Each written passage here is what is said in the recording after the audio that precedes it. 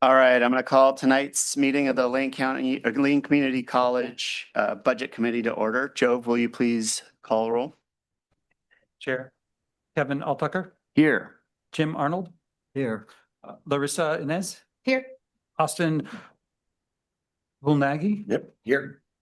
Dan Isaacson, Here. Charles Kimball, Here. Jesse Maldonado. Here. Steve Mattal, Here. Zach Mulholland.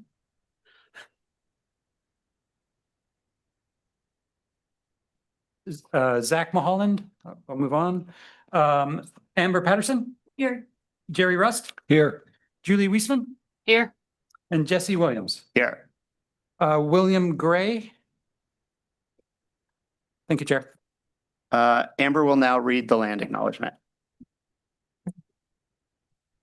I'd like to start our meeting with the acknowledgement that the land we are on is the traditional homelands of the Kalapuya people. The Kalapuya were stewards of this very land for over 14,000 years before their traditional way of life was forever disrupted. We start our meeting with humility and reverence for the original inhabitants, the Kalapuya. Thank you, Amber.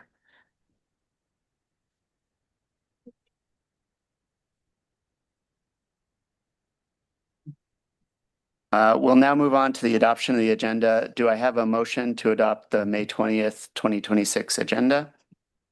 So, right.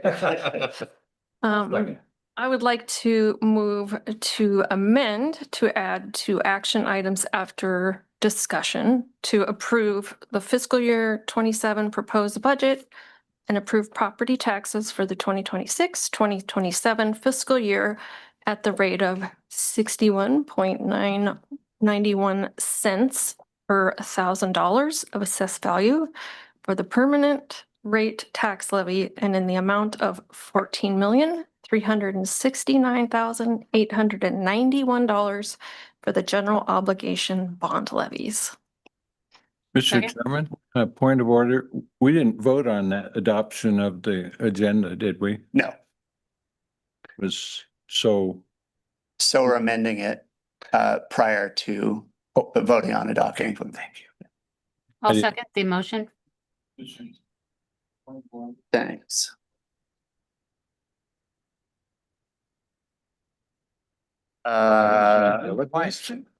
So it's been moved and seconded to amend the agenda to add 2 action items after the discussion items to approve the FY27 proposed budget and approve property taxes for the 2026-2027 fiscal year at the rate of 61.91 per $1,000 of assessed value for the permanent rate tax levy and in the amount of $14,369,891 for the general obligation bond levies.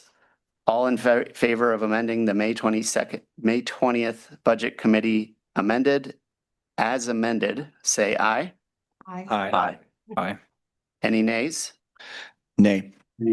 Any abstentions? Chair, for the record, I would like to indicate why I voted no on this. May I have permission for the record? I don't know that that's necessary, actually. So we'll move on. Let's see here. So we'll move on to, so the ayes have it. We'll move on to approval of the May 13th meeting minutes. We will be moving on to the approval of the May 13th minutes. Do I have a motion to approve the May 13th minutes? Mr. Chair, just for a point of order, maybe not a point of order. I think we voted on the amendment to amend the agenda. Now we have to vote on the amended agenda. So sorry. Thank you, Joseph. All right. Yep. So we'll now vote on adopting the amended agenda. Do I have a motion to do that? Wait, I think you already have one. All right. No, sorry to jump in. No, here. I appreciate that. So I think now you would ask for discussion or a vote.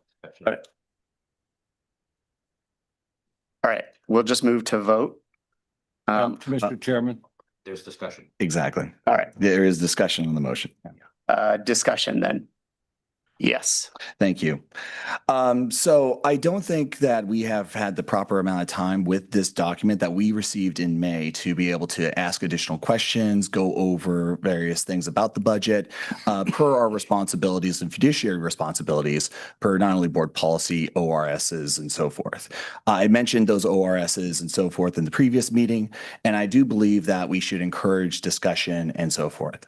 I know it's been communicated multiple times to approve this by the 20th. But I do feel that it would benefit not only this committee, the public and public dollars to continue this discussion and have more time to discuss this. I don't think that we've had an hour each meeting. The last meeting was an hour and a half. I think that we need more time for discussion, questions, and deliberation.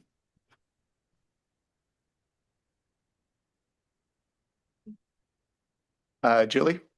I just want to say, I don't have a problem adding this to the agenda, whether the motion moves forward or not, we can discuss it then. And we can discuss why we're not moving it forward and whether we want to pass it or not. But adding it to the agenda is a simple function and I'm going to vote for it.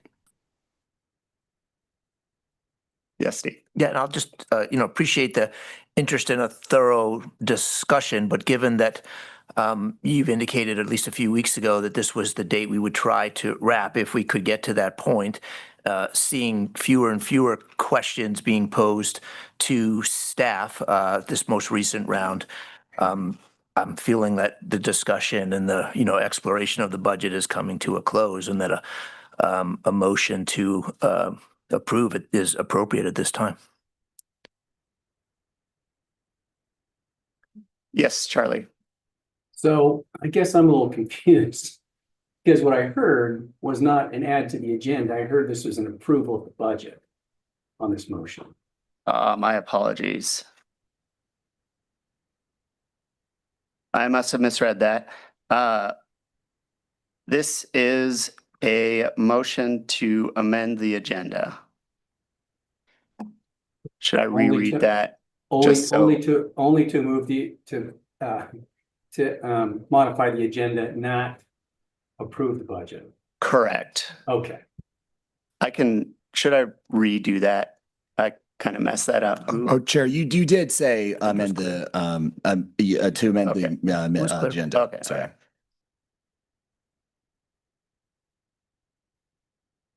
Any other discussion? Okay, now we will vote on adopting the amended agenda. All right.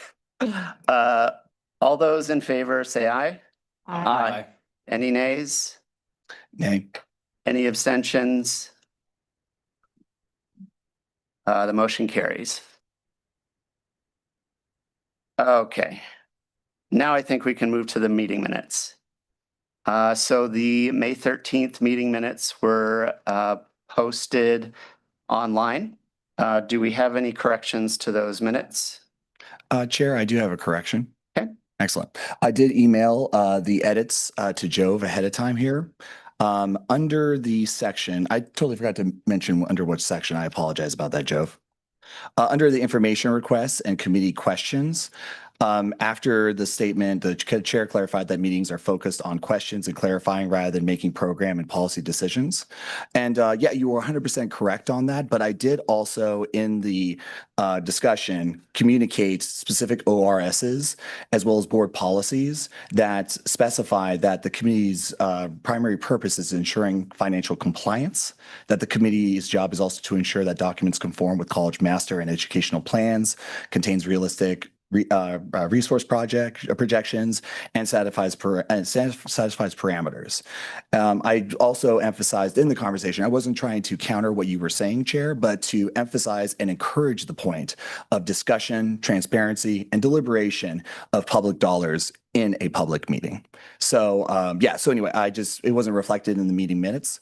I did share those ORSs via the Zoom chat so that it was reflected in the meeting minutes, because I know there was some issues with sound on my side being on Zoom. So I wanted to make sure that those edits were reflected in the minutes. More specifically, those ORSs, board policies, and my advocacy for deliberation and discussion.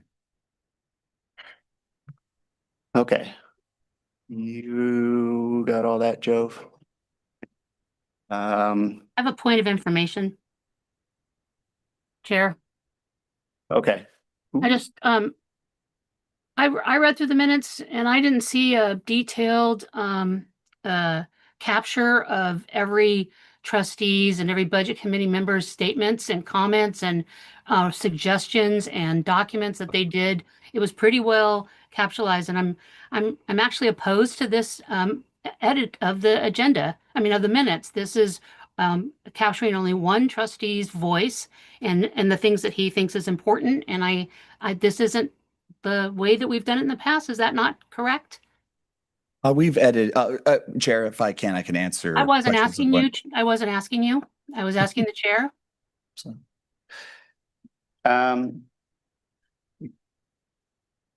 Looking at the minutes, they are very succinct. And they really don't go into specifics in terms of who said what.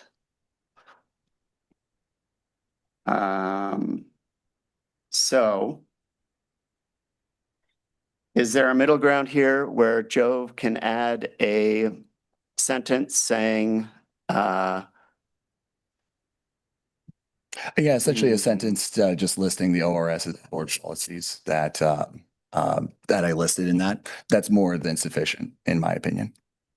Could I maybe help with this, Chair? So if I remember correctly, Trustee Fonagi, were you online at the time? Yes, I will. Yeah, and I think that you put the ORSs and all of that. I think you put something in the chat. I did, and it was communicated that it would not be in public record, but that it would be forwarded for the purposes of the minutes. Oh, well. Yeah. And so we would need to go back and look at the transcript. So we'll just take care of that if that's your pleasure.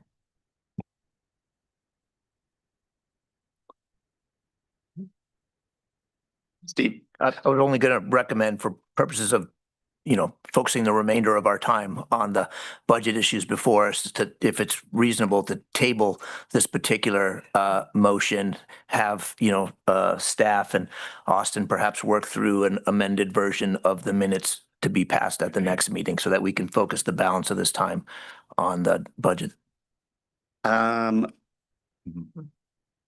With respect, it's a budget meeting. If this is our last budget meeting, then we wouldn't have the ability for the budget meeting to reconvene to vote on budget minutes that we're no longer in sitting for.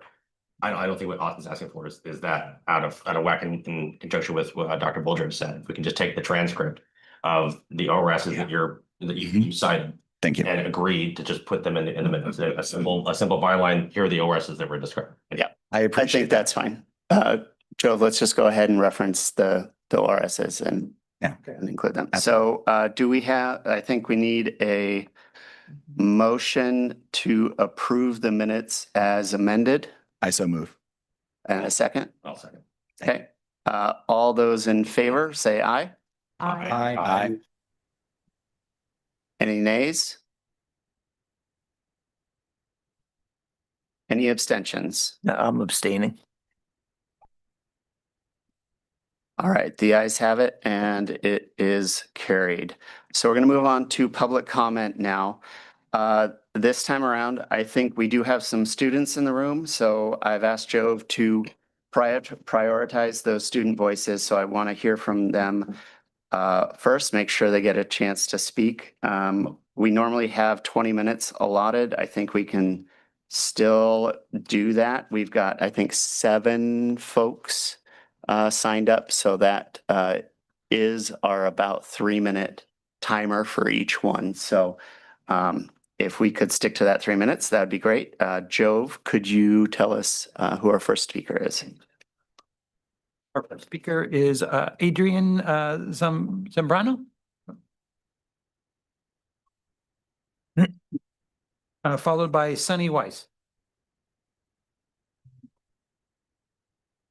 Hello, my name is Adriana Zambrano. I would like to thank you for your time and the opportunity to be heard today. I have been attending Lane for 2 terms at this point, and I've really enjoyed my experience here, but that has not come without major stress and sacrifice. The decision to enroll in college was really difficult for me and my family. Like many students, we already struggle with the current cost of living. Raising tuition may seem like an insignificant decision. However, for students like me, it leads to more sacrifice and harder decisions to face. I also think that this would disproportionately impact lower income students and students of color. As a school that proudly values diversity and inclusion, I think it is important to fully consider the impacts that this would have on students who already face the most financial barriers. I implore you to make a decision that, with your time and energy, that is fair and considerate to not only the school's financial needs, but the students who really give the school life. Thank you for your time. Thank you. Thank you. Next, we have Sunny Weiss, followed by Amelia Hampton. Good afternoon, everyone. My name is Sunny Wise and my pronouns are they, them. I'm speaking today because it's unacceptable that the Board of Education is bringing up a tuition increase again. The student body and our representatives have been clear that we do not want our tuition to increase. We, the students, are the lifeblood of LCC, and our individual success and failure collectively builds LCC's reputation. When you push for a tuition increase, you push out students like myself who are disabled, first generation, and struggling with finances. You bleed the college dry of our excellence and you manufacture failure. It is the Board of Education's responsibility and this committee's responsibility to be good financial stewards of our college's finances and create sustainability. It is a gross neglect of duty and an insult to our student body to push for a tuition increase again. Keep our school affordable. No means no, no tuition increases. Thank you. Thank you. All right, next, Amelia Hampton, followed by Michael Olson. Hello all. For those of you who know me, I was the previous SGA president. For those of you who don't, my name is Amelia Hampton. I'm the current events officer for SGA. Previously, I've talked to you as a president and as a senator. Today, I talk to you as a student. As a student who is entirely independent and has no other funding sources besides myself. The fact that tuition has been brought up at every single meeting feels like an insult.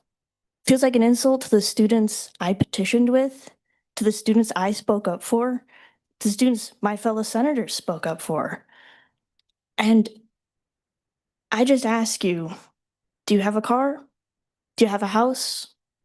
Do you have enough money to afford healthy, sustainable groceries? If you do, then I fear we are not the same. You do not see the student struggles if you do not feel our pain. And raising tuition again and keep bringing it up only furthers the pain of students who struggle to have a better education every single day. We come here because we believe in our future and we believe in the future of LCC. Thank you. Thank you. Thank you. And next we'll hear from Michael Olson, followed by Princess Herbert.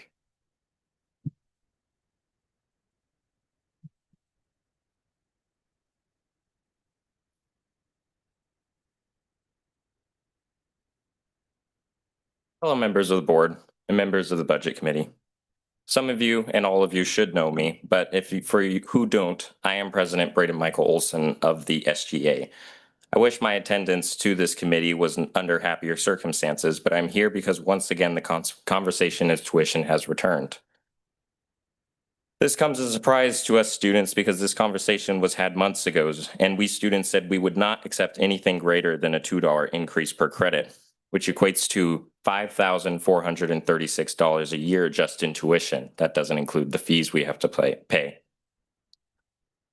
We as students spoke and said we could barely afford this number, and now I hear one member saying that we should now raise the rate just because we're worried that our budget might be too slim. And another saying that students' wants are for an education, but not to be living in their car.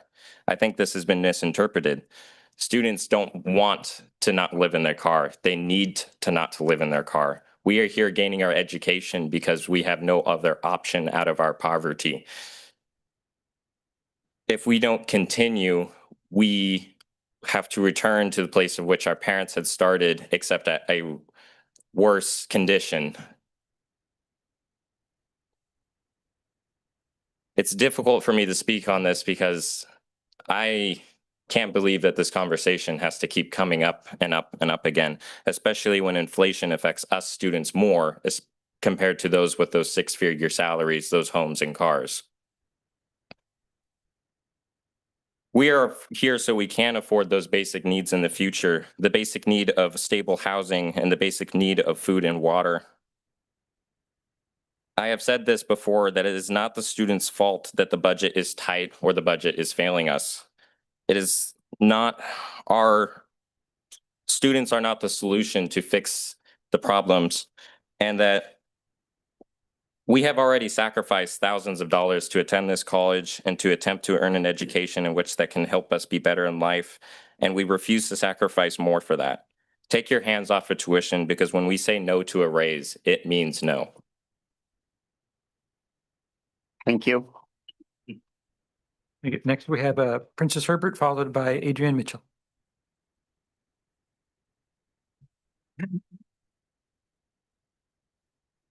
Hello, Board and Budget Committee. My name is Princess Hebert. I want to echo what a lot of my fellow students have said and speak a little bit from my personal experience. I find out tomorrow if I'm accepted into the nursing program here, and a lot is riding on that because I've spent 2 years of doing prerequisite classes and now being concerned as to whether I'll be able to afford it without a tuition increase, much less with. Because I know that this nursing program is more than just these gen ed classes I've taken in the last 2 years. And similarly to something that someone else brought up, I don't understand why there's discussion about a tuition raise when the discussion was already had. There was committee meetings, board meetings. I specifically remember a decision about what percentage of a discretionary fund to use to be able to mitigate these financial issues. So when a vote has already been made to increase the tuition to 1.2%, which I think many students were, happy that it was as low as it was, because it could have been much higher. It's very anxiety producing to hear discussion about that a month later.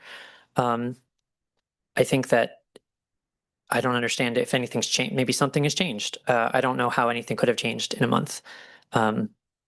So just remember, I didn't come with a prepared speech. That's how I like to do things, but I'm a little more nervous today than I have been at previous board meetings.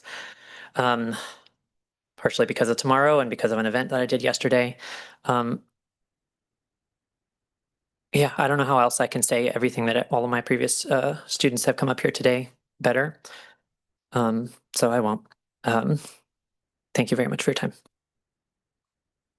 Thank you. Thank you. Next, we have Adrienne Mitchell, followed by Mike Helbrook.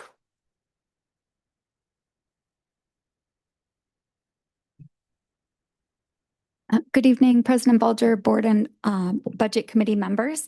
I did send an email to Jove, and I understand that is the process for being able to email the Budget Committee. So hopefully you have received it or you'll receive it shortly. It does have a few attachments, which I hope you'll take the time to review.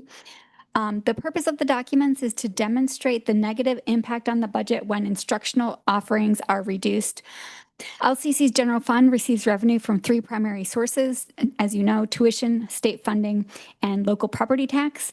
Each of those are roughly 1/3 of the general fund revenue.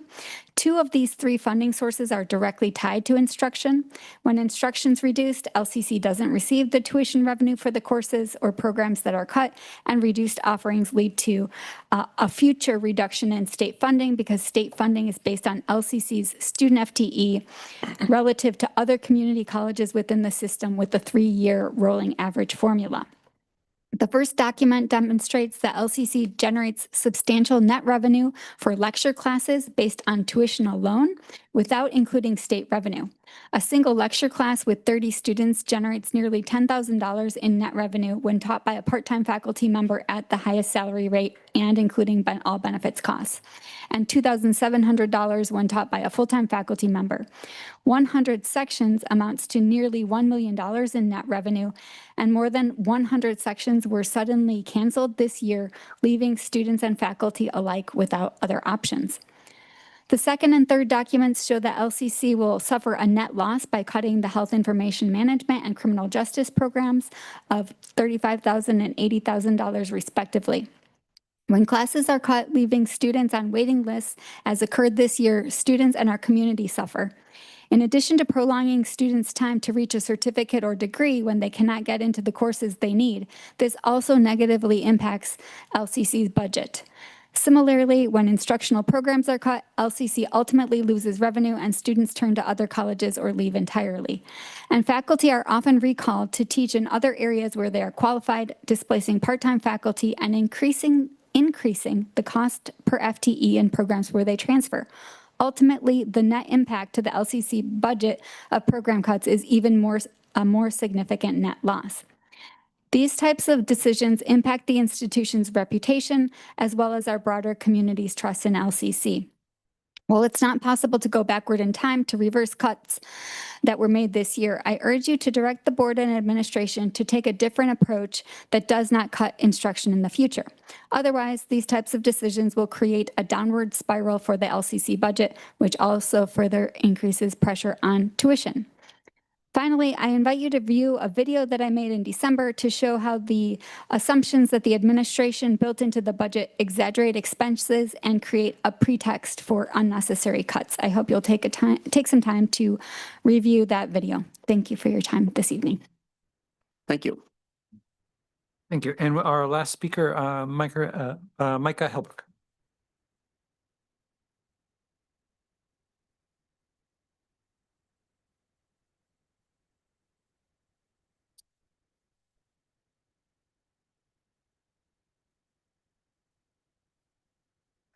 Due to a recent bill passed, starting next school year, schools will be required to produce graduates that maintain a baseline value of income once loan repayment begins. If this value is not maintained, federal funding will be terminated. This is designed to push less lucrative trajectories into being liabilities for schools to offer their now performative graduated students. At risk, low earning trajectories include psychology, sociology, educator roles under the university level, social services from agriculture, on any other low earning trajectories. Students will also soon be required to pass loan repayment requirements that include credit score checks on new high school graduates, and will consider the potential student status as a single and married parent, work history, and other things that may affect repayment. These standards will enhance the effects of marginalization.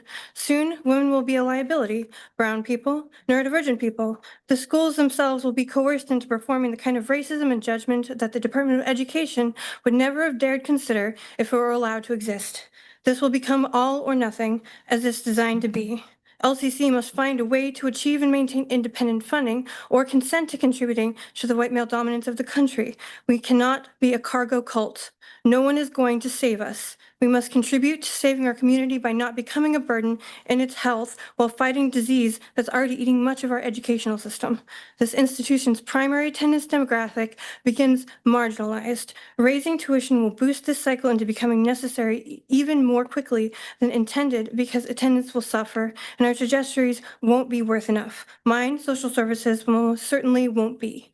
With the new loan caps, students will be budgeting their loans even more than ever. Higher degrees will no longer be available without privately available sponsorship past a four-year degree. Higher charging campuses will simply be out of reach to unwealthy students without scholarships. Aspiring students that qualify for loans will plummet. Other institutions bracing for this impact are creating new tuition-free options to ensure their own communities don't suffer from lack of access to less profitable but equally necessary educational trajectories that create local stability. Instead of robbing the value of this campus by cutting programs and services and then trying to charge more, consider utilizing assets we already have and are overlooking on campus. With what we have now, today, we can build a niche on this campus that will make it a destination college for attendees globally. I've already a very achievable outline with dozens of staff, faculty, and several departments excited to pursue this potential. Please consider my plan if you want this avenue to be available without breaking the commitments you made to the faculty union when you promised not to raise tuition. Thank you. Thank you. That's it. All right, that concludes public comment. Thanks to everybody who provided testimony. We're moving on to discussion items. We are continuing discussion of the budget that was presented a couple of weeks ago. If you have any questions or would like to speak, just let us know and Amber will keep track. Again, we will be prioritizing non-board budget committee members to make best use of the time. So I think it's just, so Austin, you're up first. Excellent. First off, thank you for the public comment. And it's really great to hear from students and that we allow for students to speak first. I think that's very critical. Both last year via email and this year, I advocated for the student body president to sit on the budget committee. I think it's really important to have student voices. I think public comment really reflects why it's important to have student voices.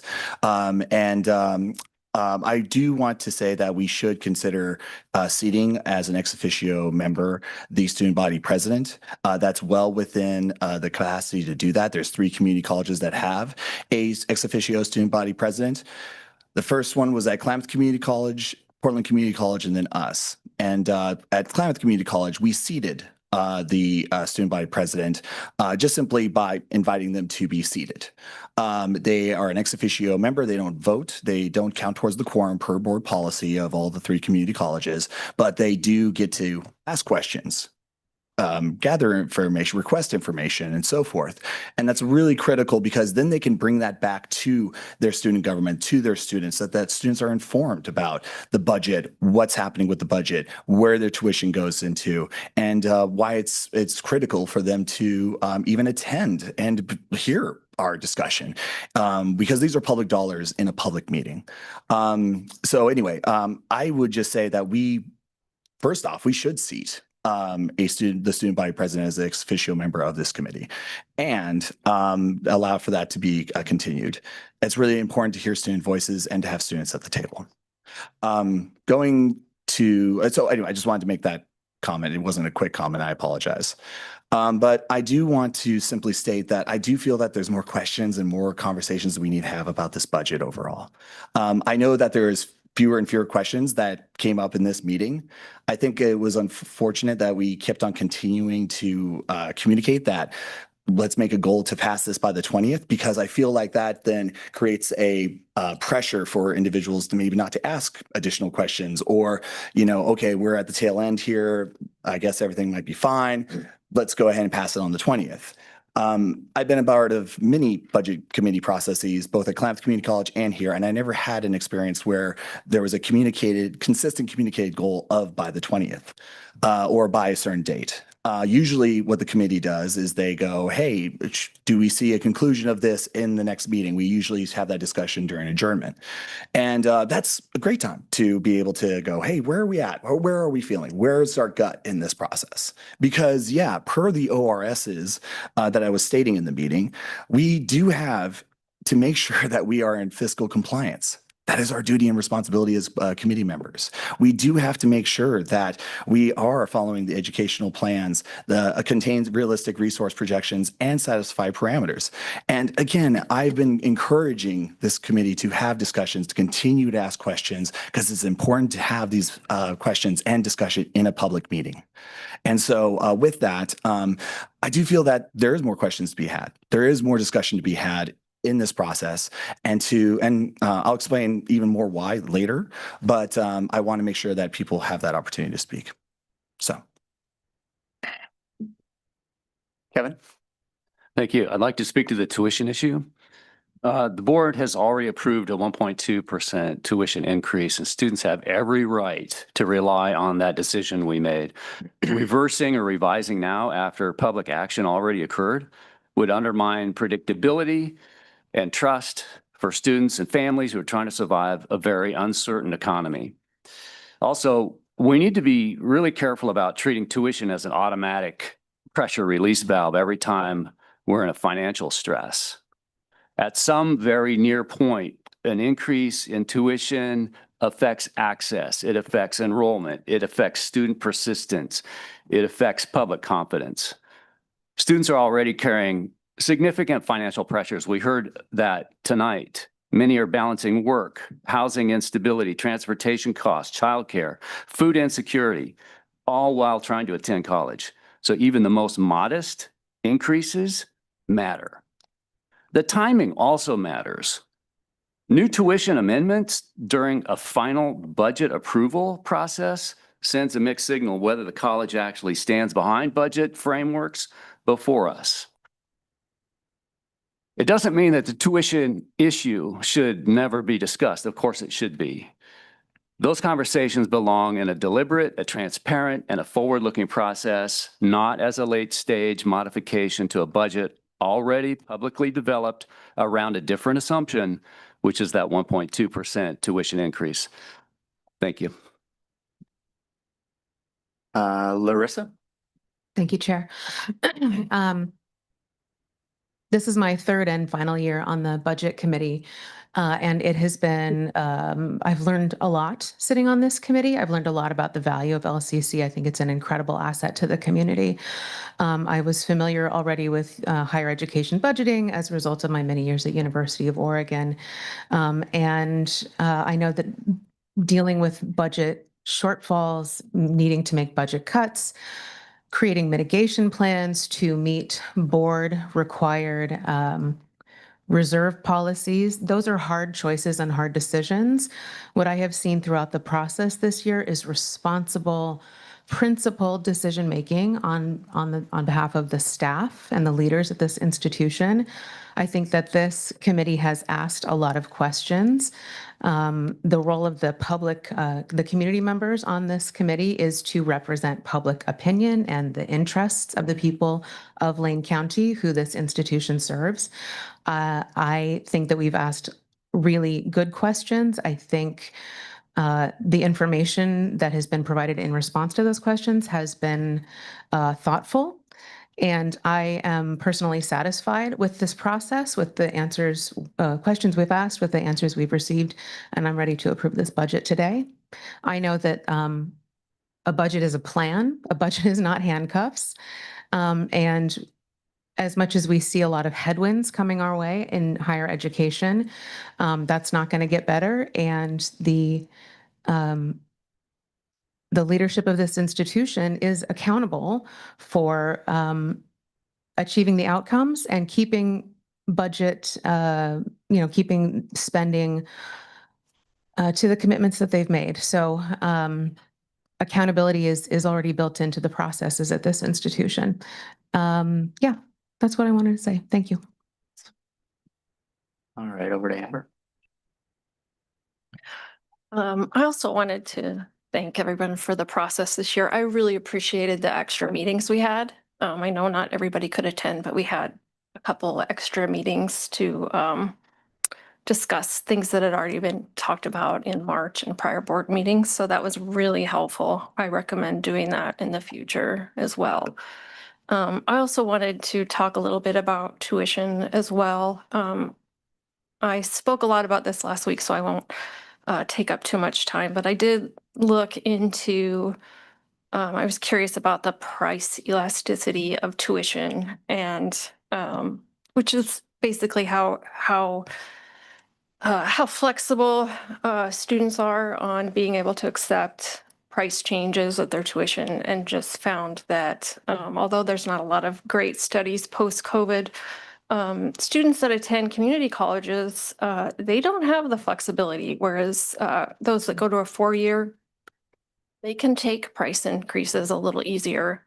Not saying that it's easy for them as well, considering our tuition rates these times, a lot higher than when I went.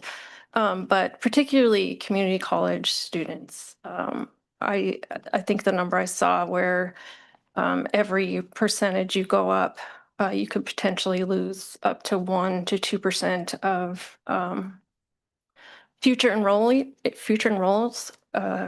Or so if you do increase tuition, you could potentially lose some of your students. So I agree with Kevin that sometimes it's hard, and Larissa, it's hard. These decisions are really hard, but it would be probably a little more prudent to cut on the expense side than to just keep burdening our students on higher tuition rates. Thanks. Charlie? I'd like to echo, this has been a very good budget process. This is my 3rd year too, so I guess it's my last year on the budget committee. With respect to tuition, I feel in the future, right, if we're going to make a decision at the board level to fix tuition before we have budget numbers to work on, that it would be good to have the budget committee involved in that, because it is an item that we do have some control over, right? Meaning that if it's 1% or 2% or 3%, I think that's a budgetable number that it should have some input from the budget committee on. And if this decision's been made before we get to the budget committee, it kind of hampers our ability to maneuver. So that's my comment. I'm ready to vote on the budget tonight myself, so I'll leave it at that.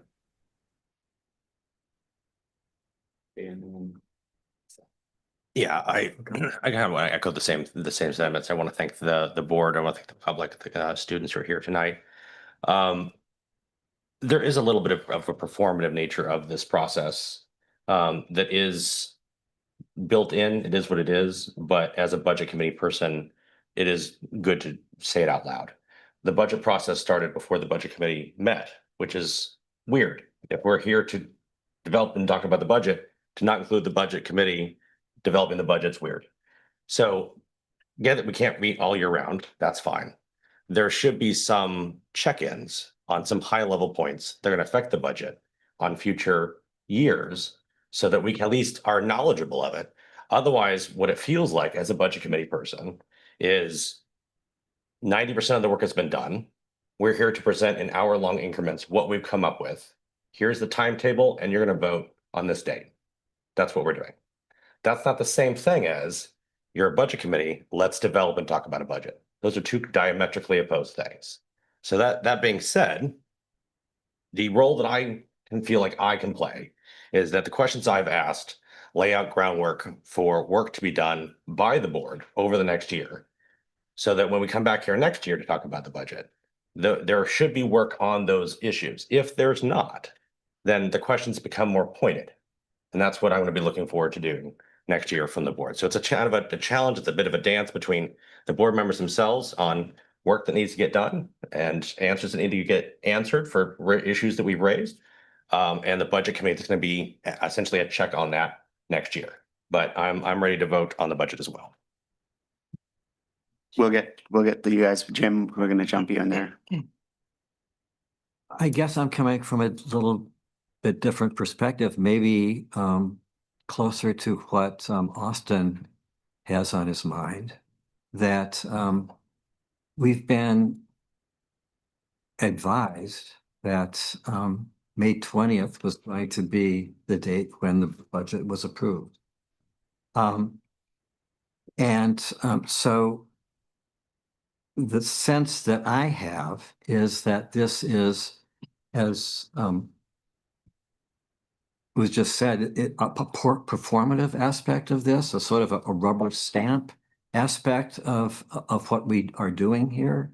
And that what I've heard from Austin as he started tonight was that it seems like he has more questions about this document and wants to dive deeper into it before we approve it. I'm not opposed to that. If we have other layers that we want to have uncovered about this budget, I would be supportive of having a discussion like that. Why not? We have this meeting, we have next week's meeting to do what Austin is proposing. I'm not in favor of having the pressure of approving a budget if there are still members who are not supportive of that and want to dive deeper. So I would support Austin in diving deeper into questions that that may be have arisen from this budget proposal. So that's where I'm at tonight. Zach? Thank you. Yeah, I have a number of questions that it's stated that it will take more time to prepare, so I certainly would be open to another meeting so that those questions could be answered and that this committee could have a chance to absorb that information before a final vote. Just stepping out at a very high level, I want to appreciate the president and her team for this budget. I think that it accurately reflects a lot of the decisions that have been made over the last 2 or 3 years. And that it's basically, we hammered this stuff out already and this budget reflects that. And I think that that's important. At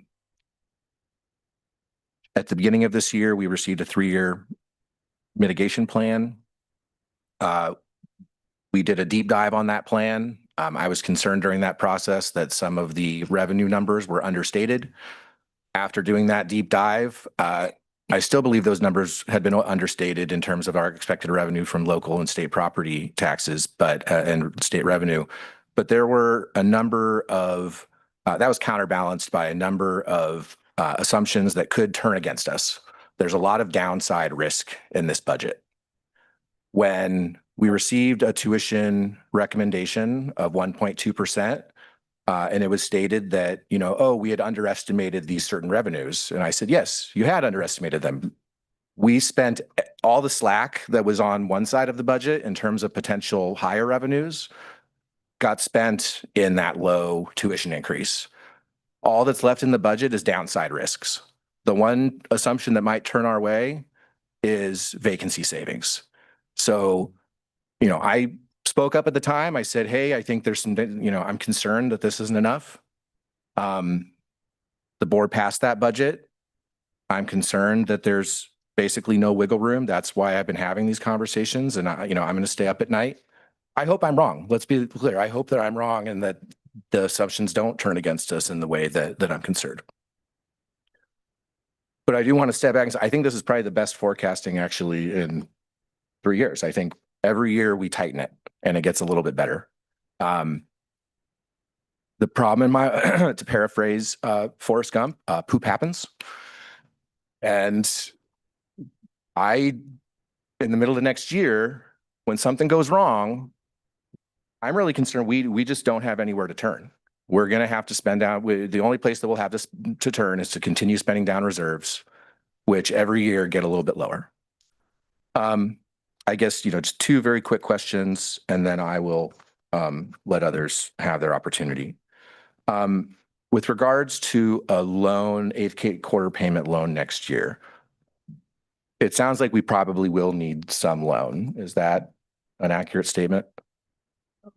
I'm going to have Kara talk about that and based on what she knows today. And that's a good question. And when I answer that in the information request, it really depends on a couple of things, right? How much we collect in property taxes, and then what we're seeing in the state funding payment, making sure that stays true to what it is. There's no reductions in it. But in the state funding payment is also student success and student support funding, which is driven by two other different areas. They're a smaller bucket. We can talk about what those are. Those can fluctuate a little bit depending on our indicators. So it is highly dependent on what we see in tuition next year, property taxes, and what we're seeing as revenue. So if you look at a historical, if we go back to I think it was 23, the last time the college received it, there was a $5 million loan that we received. $5 million could very well ebb and flow over this next year, depending on what tuition looks like, right? If we're above our 2% goal, if we achieve more in property taxes. So one thing President Bolger and I have talked about is looking at cash flow next year, so that the board gets more familiar with the things that we're looking at. And there are certain levers we have into place, and we'll bring forward as we continue to monitor that cash flow. But it really does depend on the revenue, right? And the cash we keep in the revenue and not overspending next year, which is our goal. It's a break-even year. That's the budget we submitted. There are a lot of the way Jonathan says it, I like, there's a lot of on and off ramps on this budget, as there is every year. We start with a starting point in the budget, and in that we continue to monitor that every month of what our revenues are up and down. And we certainly can bring the board more frequent financial reports. The long-term forecast is harder to do more than quarterly, but we can also have those discussions and continue to look at those revenue forecasts, especially as each term comes through. So there's the fall term that you generally see October, November revenues, and then we'll see the winter term by February, I'm estimating. So we'll continue to monitor those and look at cash flow. So to paraphrase, we're currently thinking it would be around 5 million, but that could fluctuate up and down depending on revenues and expenses. It could be. So when the state looks at short-term loan programs, because it's a whole statewide program that includes K-12s and higher education entities, community colleges, all sorts, what you do is you run a formula to see what you're eligible to receive in a loan, and then you can go up to that amount. I don't know what the college was eligible for in that year, if they took the full amount they were eligible for, if they just downed it to 5 million, what they needed. So it really is going to depend on that calculation and then what we are needed for resources if we do need it. So in past years, that's cost us roughly 200,000 in interest each time. When I looked at that and I put in there, I think I had said 300,000. It was about 190,000 for the 5 million. And then before that, it was a little bit, it was less, but it was still around 2 to 2.5% of the loan. Okay. And how much do we have budgeted in this budget to cover that interest payment? We're not budgeting getting a loan. So we will have to bring that to the board, and the loan would be paid back in the next year. So the interest is paid in the next year. So let's say next year in 27, we receive a $5 million loan. We bring it to the board. The board has to approve any loans that the college takes out. You approve it. It's budgeted in 28 to be paid back. So the interest is paid back in fiscal year 28. Okay, so it's an expense for this year, but we won't pay it until next year. It's a revenue for this next year, but it's an expense for the year after. Okay, it seems like that's an expense that is actually being, it is a function of whatever we do in the 8th quarter of this next year. And it seems strange to sort of just ignore that in this budget of this is going to cost us 200,000 actually over the long term in net financial benefit. Do you feel like since the tuition and fees were approved in the spring or prior to that, the 3-year mitigation plan, do you generally feel like that the indicators are getting better or worse or the same for the college? I think they're steady. They're steady for what we have in this budget. So, there's been a lot of discussion. Hey, we think your projections are high. We think your revenues are too low. We're steady. We have given you what we believe is the fair budget for next year to be realistic.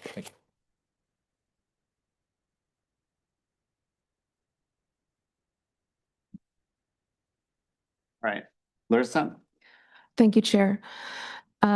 I move that the Lane Community College District Budget Committee approve the 2026-2027 fiscal year proposed budget as discussed by the Budget Committee for all funds totaling $228,633. I'll second. Is that the correct wording there? I literally copied it out from the thing. So yes, I All hope right, so. just want to make sure. All right, so we have a motion and we have seconded. Let's see here.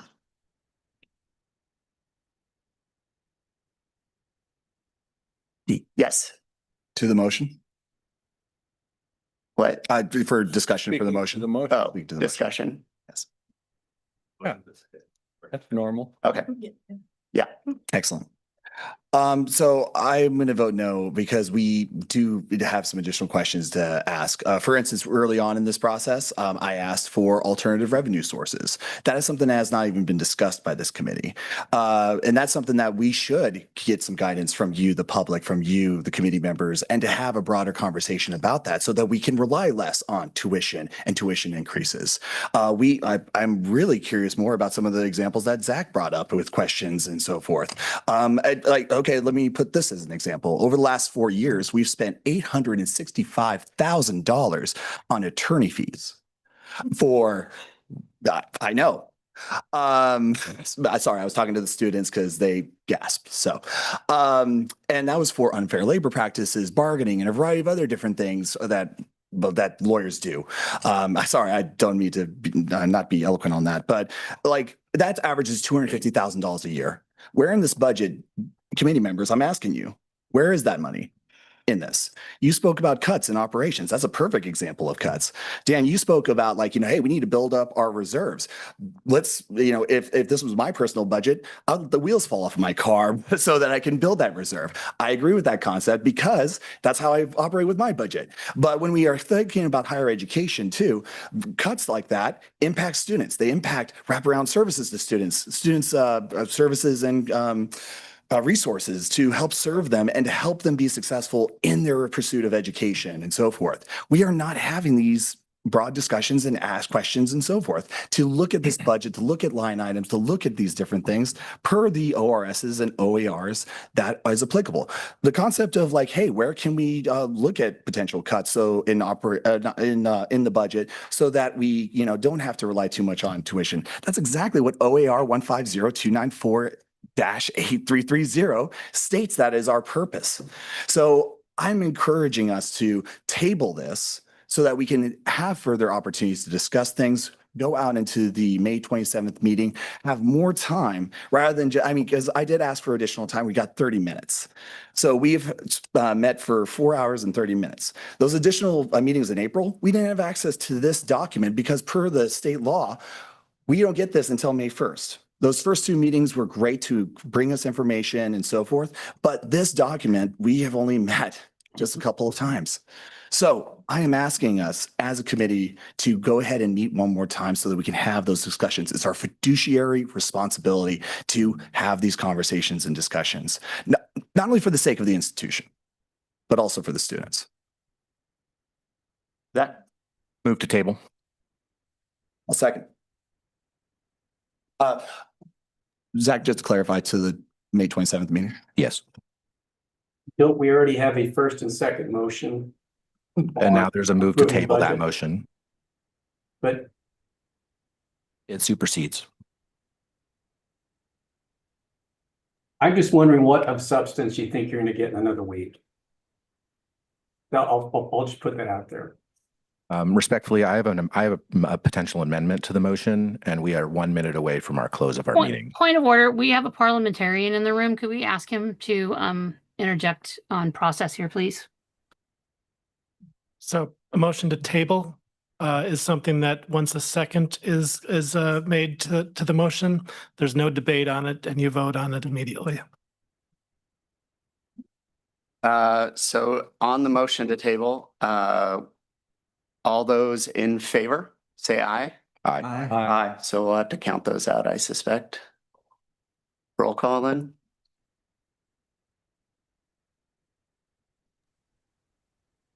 Zach, Austin, and Jim, right?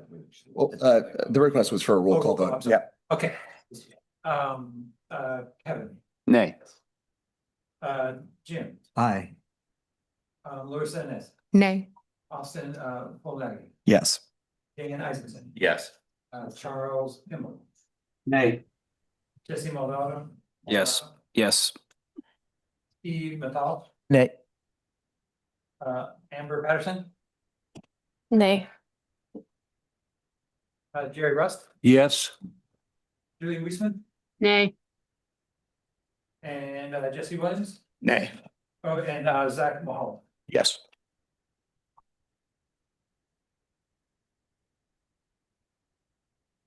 Motion fails.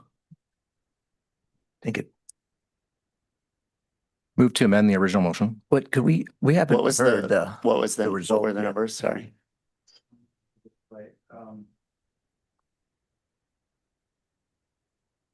7-5. What's that? Oh, no. Let him.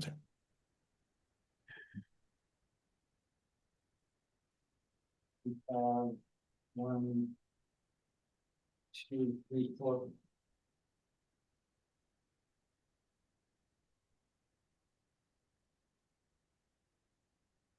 That's right, sorry, for a second here.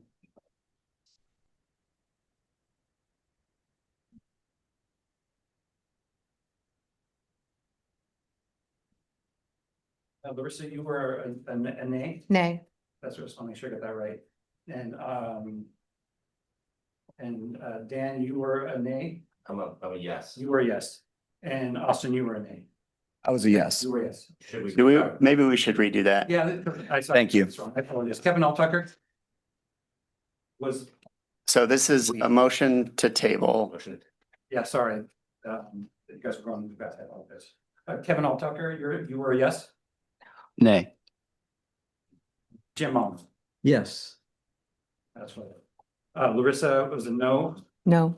Austin, Yes. Dan, Yes. Charles No.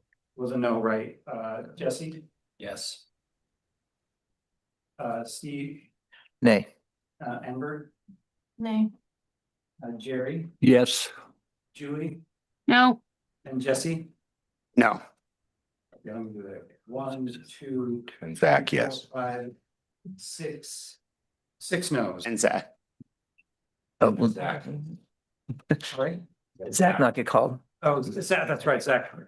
Zach, you were yes, right? Yes. I counted 7-6. I did too. Okay. So it fails? Great. 9, 5. 5. No, that's not good. We have several people, 5, 6, 5, is that right? we have several people who have counted exactly 7-6. Thanks. I have a question for discussion for the made motion.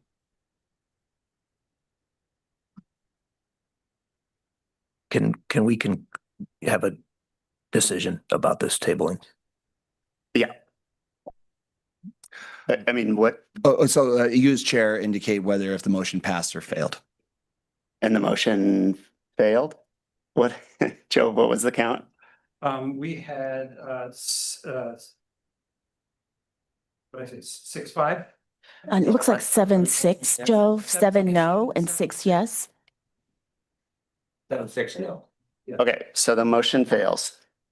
So continuing on with the original motion. I have a believe. question for discussion on the main motion. I'd like to call the question. So that means we vote now. Yep. Is it too late to move to amend? Mr. Chairman, is that It is. a debatable motion? Okay. All right. It's been seconded. To be fair. Yeah, but you have to second Julie's motion to Point of order, but, yeah. neither board member Weisman nor board member Collins' outburst was recognized by the chair. Yeah. So if we're going to do this strict parliamentarian, speech and debate state or negative. So the first person to speak was Representative Mulholland. Yep, that's the chair's election, but neither one was recognized by the chair to speak. These were election on which board member can choose.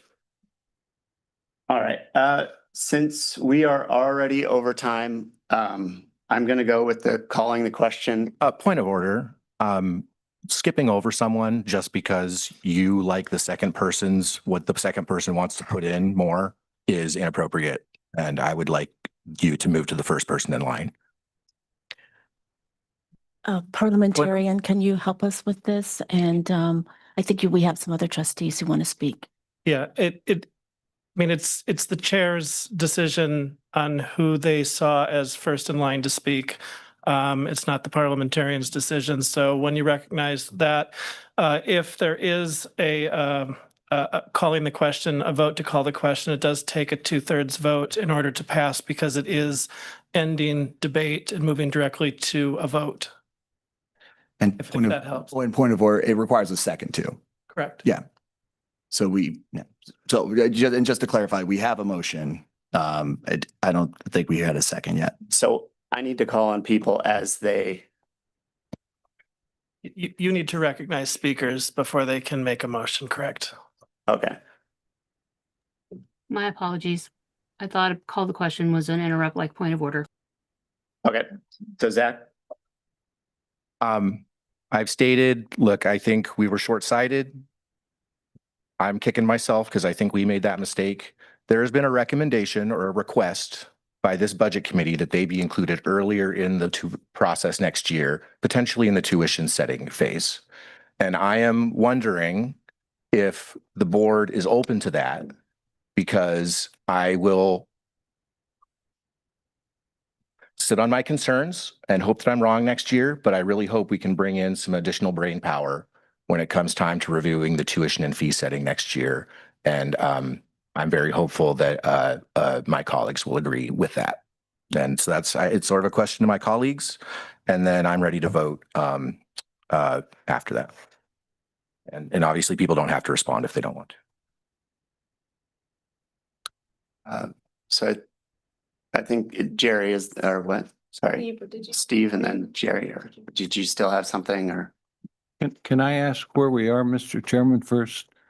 Yeah, that's a good question. I think we're still discussing the motion to adopt the. Correct. You have a motion and a second on the motion.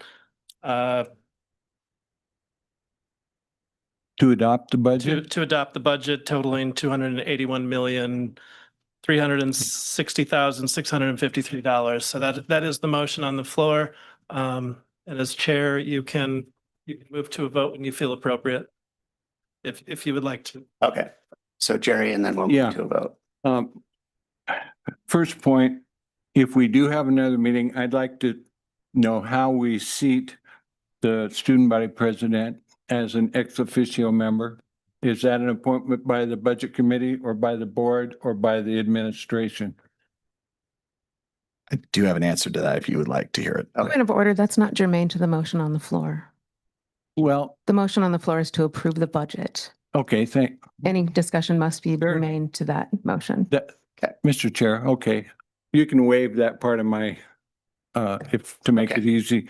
But I'm going to vote against this budget tonight because I also feel, as Mr. Arnold does, that if there are budget committee members that feel they have not gotten to the bottom of what they want to get to the bottom of, they should be given that opportunity.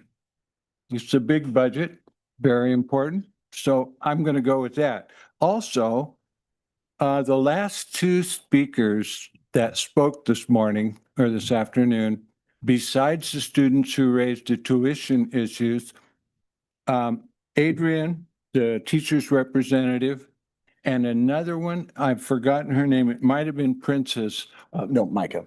Micah, yeah. They had some substantive issues, and I'm interested in finding out what the president and the administration would say about that. Also, as you know, and I'm sympathetic to Austin's issue about revenue because I also raised a revenue potential in that housing development issue. And for all those reasons, I'll be voting no at this time. I expect to vote yes next week if we postpone this. Thank you. Okay, I'm going to move to a vote. So we are voting on the FY 27 proposed budget as presented. So all those in favor say, Could we do a roll call? we'll probably do a roll call. Let us know when you're ready. There's no rush. Kevin Altucker, Yes. Larissa Nez, Yes. Austin Fulnagi, No. Daniel Isaacson, No. Charles Kimball, Yes. Steve Mattal, Yes. Zach Mulholland, Abstain.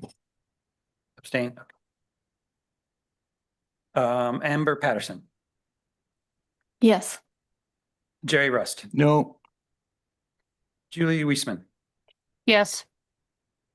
Jesse Williams, Yes. Zach Mahal, already I asked you. I feel like I'm missing somebody. Yeah, You me, missed Jim. Oh, Jim, Jim Arnold. no. Thank you.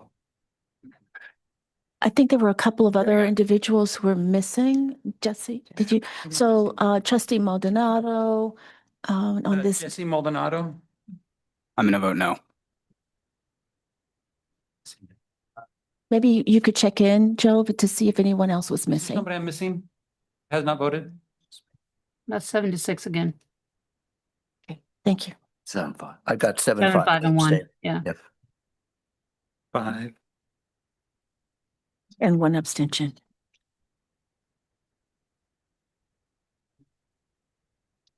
I got 5 and 1 abstain. That's what I got.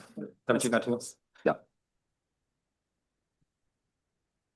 You need 8 for it to pass. For the budget committee to approve a budget, it needs to have a majority of members voting in the positive. Move that we meet next week. I second that. Chair, did you acknowledge either of those speakers? No. That is 100%. I apologize. I apologize, Chair. That was out of line of me. Okay. So did somebody have something to say, Zach? Move that we meet next week. Chair, I second. Okay. We're gonna do a vote. So I guess we can discuss. Oh, do people want to discuss it? I do have one thing I would like to remind us all of, if possible. Our meeting ended 12 minutes ago. Any action you take past that meeting time is technically not allowed under. So if we're going to go past, there needs to be a motion in future, especially as something as big as the budget, to say, we're going to extend it to the point of the vote. Otherwise, everything we're doing is performative and it doesn't count. So future meetings, let's just keep an eye on it. Let's kick the can out and for time plays, just, again, if we're doing this by the books. Do we need to do that before we do this vote? Yeah. Parliamentarian? I'm sorry. Do we need to extend the meeting? Well, and unless we noticed an end time to this meeting, which I don't believe we did. We did not. Then we're still in a meeting, an official meeting. Okay. But you are correct. If we had noticed a 6 o'clock end time, we would have had to event.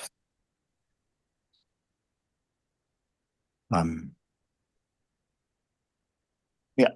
For the purposes of discussion, I want to encourage that we have more time than just 1 hour in next week's meeting. I would recommend 3, but I Can't.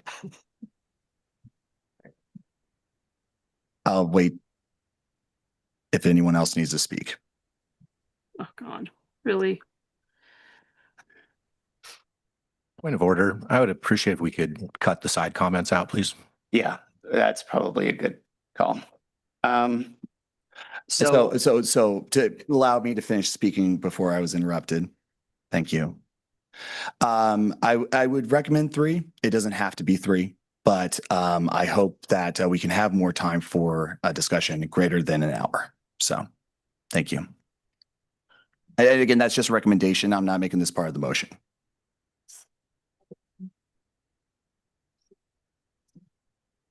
Yeah.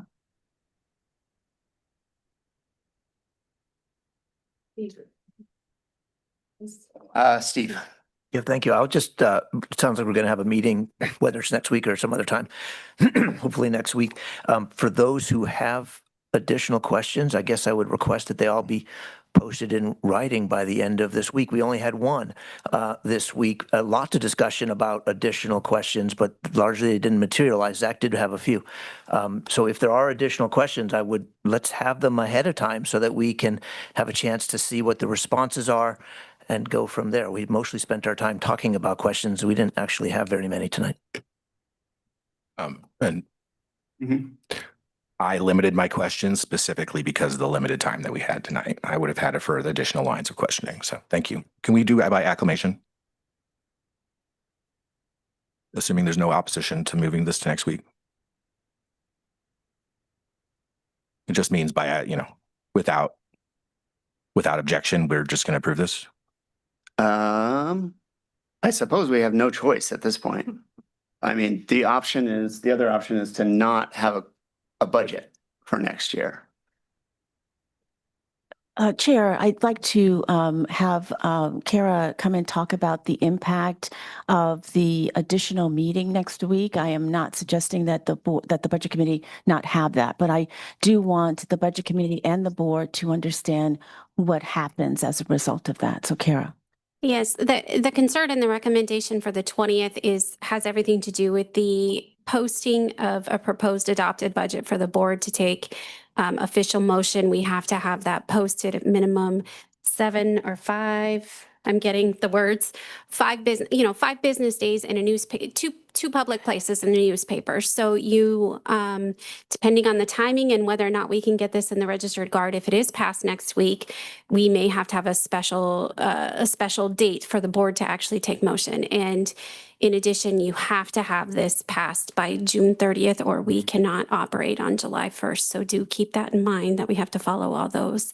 And if I can add one thing per what was already said, what I would ask is if there are questions or things about this budget specific that the board members and the budget committee members need to know to pass this budget, please send those now because we did answer all that we can. The few that you do have will take a little more time than probably a week, to be honest, because they're pretty broad. So we will get all that. And some of it will actually, one of them will be answered tonight with Piper Sandler here. So that's what I'd ask. So just know that it is a really tight timeline and you likely will maybe have to have a different meeting time.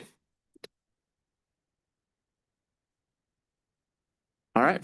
So it doesn't sound like any issue from management standpoint. No extra work there. So you know what? I guess we're gonna go ahead and vote on having another meeting next week. I'm assuming next week's gonna be at least as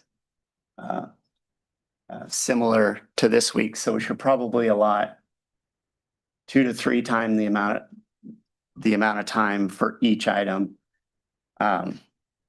Yeah, 3 to 5 hours probably is a good idea. You're not going to be here. We're probably going to start losing people at some point. So that's you can decide the amount of time after. Yeah. Let's just move to by acclamation. Let's move to the next meeting. You can figure this stuff after.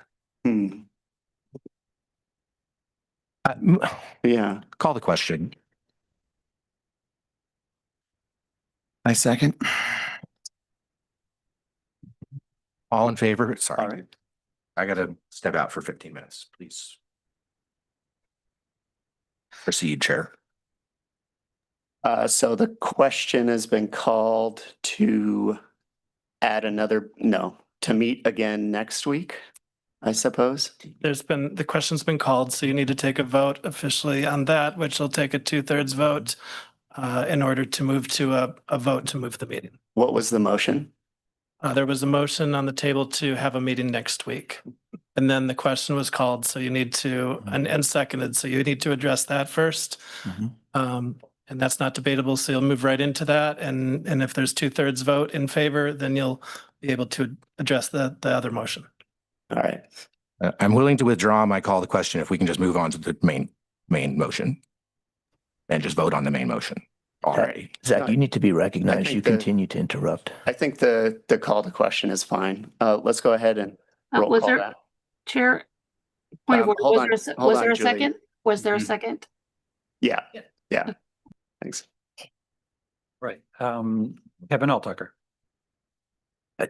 Folks, I need a playbook here. What motion are we voting on? Calling the You're up question. first. Sorry? On having a meeting next week. On voting to have, you're voting to take a vote.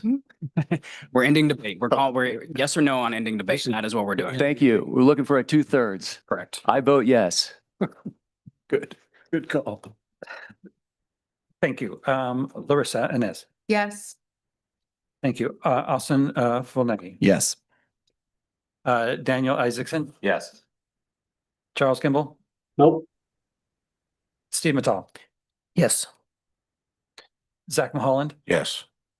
Amber Patterson. Yes. Jerry Rust. Yes. Julie Weisman. Sure. Jesse Williams. Yes. Jim Arnold. My head is exploding. Yes. Jesse Maldonado. Yes.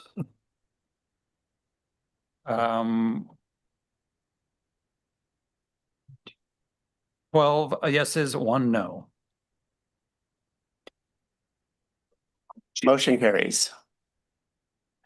And now you move to a vote on the motion to meet next week. All right. Motion to meet next week to be announced.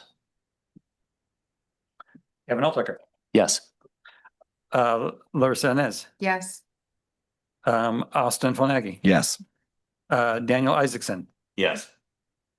Charles Kimball. Nope. Steve Mattal. Yes. Zach Mulholland. Yes. Amber Patterson. Yes. Jerry Rust. Yes. Julie Weisman. Sure. Jesse Williams. Sure. Jim Arnold. My head is still exploding. Yes. 12-1. Yes. Oh, I'll throw it in there if you want it. oh, you're down the next page. Sorry. Jesse Mulholland. Thank you. Yes. Oh, Maldonado. You're all right, Joe. Okay. The motion carries. Point of order, we made it TBA on meeting our, just so we on the budget committee understand and know what's going to be coming next. There's going to be like a doodle poll that's going to come because it may not be in a Wednesday. Should we be looking out for that? I'm just wondering what or are we setting it for Wednesday? It will be Wednesday, the 27th. I wasn't sure And, with if we needed to move it back because of the newspaper thing. generally what we do is we schedule 4 Wednesdays in May and the 2 Wednesdays in April, now late April. And the 4th Wednesday is optional in May. So it'll be Wednesday, May 27th. Yeah, 5 o'clock. See you there. All right. All right. All right, adjourned.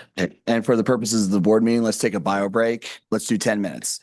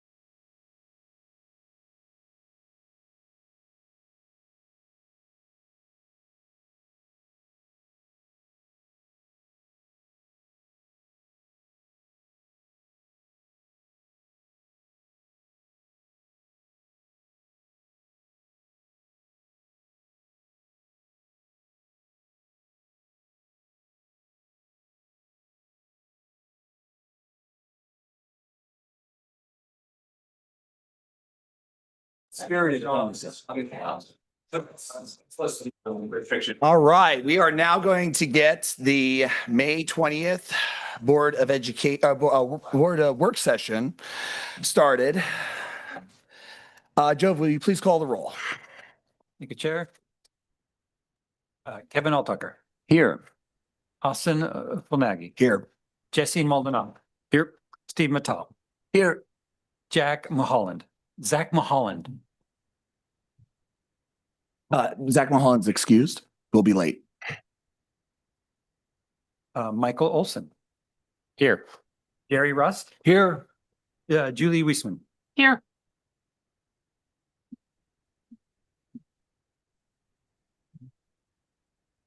Mr. Newman? All right. Roll has been called. We'll now move on to the land acknowledgement. The land acknowledgement speaker for this meeting will be Jennifer Hayward. Will you please provide the recognition? I'd like to start our meeting with the acknowledgement that the land we are on is the traditional homelands of the Kalapuya people. The Kalapuya were stewards of this land for over 14,000 years before their traditional way of life was forever disrupted. We start our meeting with humility and reverence for the original inhabitants, the Kalapuya. Thank you so much. We'll now move on to the adoption of the agenda. I will need a motion in a second for the adoption of this work session agenda. So moved. Do we have a second? I'll second. Excellent. It's been moved and seconded. Any discussion?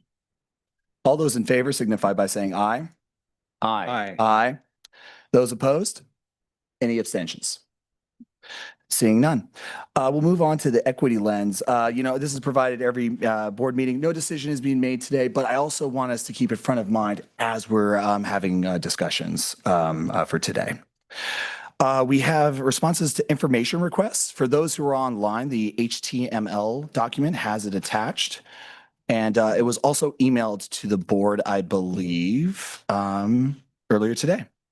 So any questions or comments in regards to the information requests? And seeing none, we will now move on to our discussion items. This is in regards to the PERS and the Go Bonds presentation by Piper Sandler representative. President Balger, would you mind introducing the speaker? Yes, I'd like Kara Flath to come to the podium and introduce Piper Sandler. They're going to be talking about our bond obligations. Yes, thank you. And we appreciate our partners coming here and talking. I have some handouts for you, but this is Brendan Watkins, right? From Piper Sandler. I just know him as Brendan. He's great. Hello, Brendan. So hopefully y'all got a copy digitally, but also Kara's gonna hand out some hard copies as well. So before I get started, I want to make it clear that this is not a lecture, this is a conversation. So please do not hesitate to interrupt with questions. I rather address them as they come up as opposed to wait until the end.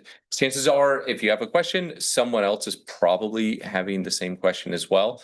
And also, I frankly have a tendency to talk pretty quickly, and these are pretty dense topics as they are. And so I want to make sure I don't talk past anything that people want to spend more time addressing as well, because I know both these topics are front of mind, both politically within the state, but also just within your constituency. So absolutely, I'm here to talk about PERS and general obligation bonds, or just sort of general capital financing more broadly. I'm going to start with talking about PERS. Well, just really quick. Yeah, First off, thank you for allowing us to ask questions while the presentation happens. Feel free to call on people as their hands raise up. Oh, perfect. Yeah, that'd be great. Yeah. Do we have a clicker? Sorry. Yes, thank you. Yes, you can move right ahead. He's much more than that, but yeah, I'm just really talented. So I'm going to start with talking about PERS, side accounts, pension bonds, and then the next section will be on general obligation bonds and the property tax system more broadly. So let's jump right into part one with PERS so we can move right ahead. So why are we here? PERS rates, and if we're looking at the graph on the far right, and you can actually, well, let's just look at those two red boxes, both in lower right and middle right. You can see the PERS base rates for the SLGRP, which I'll talk about a little more in detail later, but it's an acronym, stands for State and Local Government Rate Pool. More broadly, have been largely plateauing, and they are projected, if you look at the very bottom number there with the asterisk, which is just an advisory rate, are projected to plateau for the 27-29 biennium, which covers fiscal years 28 and 29. That is after, and if you look at the graph on the right, you can see a long period of rate increases, especially starting after 2009, where the SLGRP, which is the rate pool that the college is within, have jumped up from about, let's say, eyeballing that, let's just call it 12% up to almost 30%. What you're paying right now. However, these are just base rates. So if we go to the next slide, you can see what are the net rates. And I've highlighted in the green box there what Lane is paying. And these are the net rates. So these are rates after taking into effect the side accounts. The college has currently 2 side accounts, one funded through pension bonds issued in 2003 and another funded through pension bonds issued in 2022. The college, you can see if you scan compared to your peers, has the second largest projected rate increase coming in the next biennium. And that is pretty much entirely due to the retirement of the 2003 pension bonds side account. Now, that doesn't mean there is no benefit in the next biennium for the next side account. It's just the way the rates are being reported. If you look at the 2024 valuation provided by Milliman, who is the actuary for PERS, they are not showing any benefit for the 2003 side account in terms of the actual rate credit or the percent of payroll reduction. But for all intents and purposes, it is going away. It's projected or at least targeted to go away by December of 2027. I have some very, at least in my opinion, very pretty graphs coming up later that show that I don't actually think it makes it that far, but that's okay. The point being is, at least based on sort of base case assumptions, and again, we'll go into more detail later, your guys' side account for the 2003 pension bonds is projected to end in fiscal 28, specifically the first half of fiscal 28. The 2022 side account is going to keep on going on until it's expected to end in December of 2041. Nonetheless, yes. Are you gonna have slides that just show us the net impact of all of this? Yes. Ultimately, that's what we care about. Yes. So we're also probably not paying debt anymore on that 2000. Correct. So the Yeah. impact is what we're gonna. Yeah, and I do have slides that show the effect on just the PERS net expense and then also the expense taking into account the effect of the reduction of the debt service. Because the important thing, and thank you for mentioning that, Board Member Vital, is the net rates here. While they are, we do say net, like that implies they include all things related to PERS. They really truly don't, because they don't encompass the effect of the debt service payments that you guys make. And you guys don't make debt service payments in the traditional sense that you're cutting a check to bondholders every 6 months like you are with your general obligation bonds. You guys are having a reduction from your HEC, which I believe are 3 transfers every year. Is that correct? Or is it 4? Yeah, it's 3, right? Yeah. So there's 3 transfers from the state that are reduced or intercepted is the bond term. And that interception will go away starting after fiscal 2028. So if we can move forward. Thank you. So I do have a little bit of good news, and I'll be honest, I had a hard time. Where did I want to put this slide? But I wanted to put it at least early enough such that I had some good news to talk about PERS, which is the 2024 valuation does not include the effect of 2025 investment returns. And 2025 was actually a good year for the PERS fund, despite what maybe you've read in the Oregonian and some other news sources, and not trying to editorialize too much. But the PERS fund earned almost 3% above its assumed rate of return. The assumed rate of return is 6.9%. It earned about 9.6%. That overperformance in the PERS fund means that the projection for the advisory rates are almost certainly going to be conservative. Now, I don't want to overpromise and underdeliver that these advisory rates are going to be well below what we're seeing here. It's a marginal reduction, but at least it is a reduction is what we project. Year-to-date returns through 2026 have been, well, at least through posted numbers, which are for March, are only 61 basis points or 0.61%. Not entirely inspiring, but April has been much stronger. May has also been pretty good, at least until this week. So we're at least looking. Good news slide. Yeah, I know. You're right. Thank you. I should maintain a certain positivity, but at least as far as performance on the PERS fund, we are seeing positive pressure in terms of the direction of rates. So we can move on forward. So why have we seen rates spike up from 2007, 2009 period? And a lot of that has to do with the unfunded actuarial liabilities, or UAL is a common acronym you hear me talk about. And you'll see it with, if you look at that green arrow and then the purple arrow, you'll see the UAL or unfunded liability for the PERS system has increased, and I don't have it showing all the way back here, but if you go all the way back to 2007, it was effectively a fully funded system with basically, and I think it was 98% funded in 2007, which again, for all intents and purposes in an actuarial math, that is a fully funded system. Whereas right now, you look at the system and it's about 73% funded. And if you take into account the effect of the side accounts, it's more like 77% funded.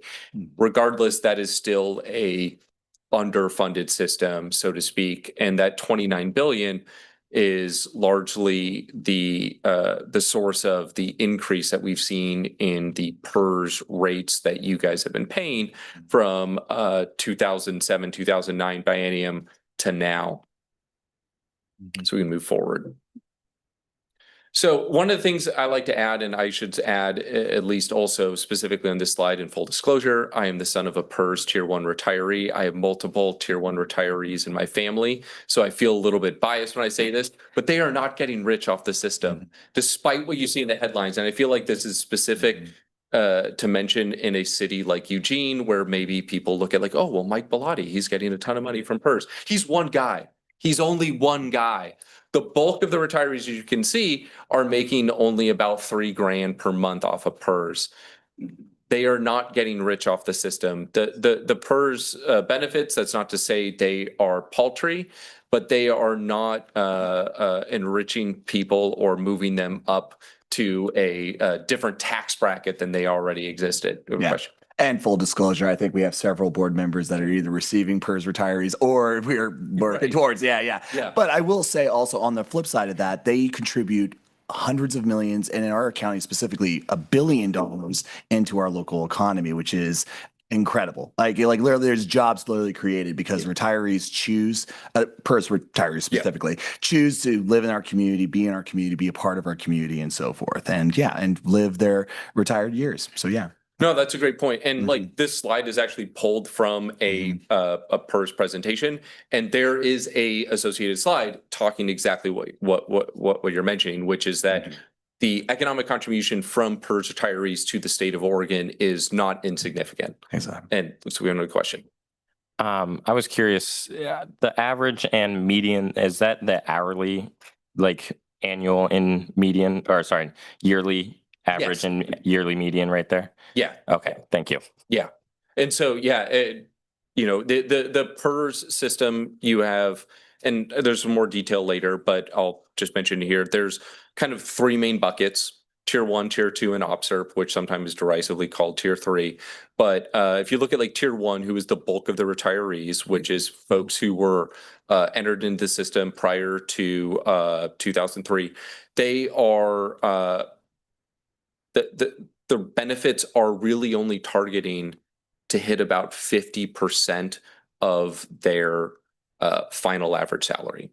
So if you think about it that way, like if you look at that average annual benefit of 35,000, median benefit of 28,000, multiply that by 2, and that is very, very rough math. You can think about that as like, okay, well, that is the average or median retiree's salary the final 3 years before they actually hit retirement. That is very much oversimplified, but it still gives you a frame of reference that like these folks who are the system, the retirees, are regular everyday people. They are not getting rich off of this system. Yes, the fund is $100 billion fund, which is not a small pension fund nationally speaking. But in terms of like what is actually paying out to the employees or the members are not extravagant, despite what some media sources might imply. So we move forward. So I already talked a little bit, about the different tiers. So again, there are the tier 1, tier 2, and tier 3. Oh, sorry. Yeah. Tier 1 is hired prior to 93. Tier 2 is hired prior to 2003. And then OPSERP, which is, again, like I said, sometimes called tier 3, but really, we like to not use that term, is for folks hired after 2003. And that is the main difference between tier 1 and tier 2. OPSERP is a little more like a defined contribution plan as opposed to a defined benefit plan, which if you're familiar with actuarial speak is a pretty material difference between the two. But in terms of the way the math works, it often ends up being a retiree benefit closer to, I want to say like 45% of final average salary compared to tier 1, tier 2, which is closer to like 50%.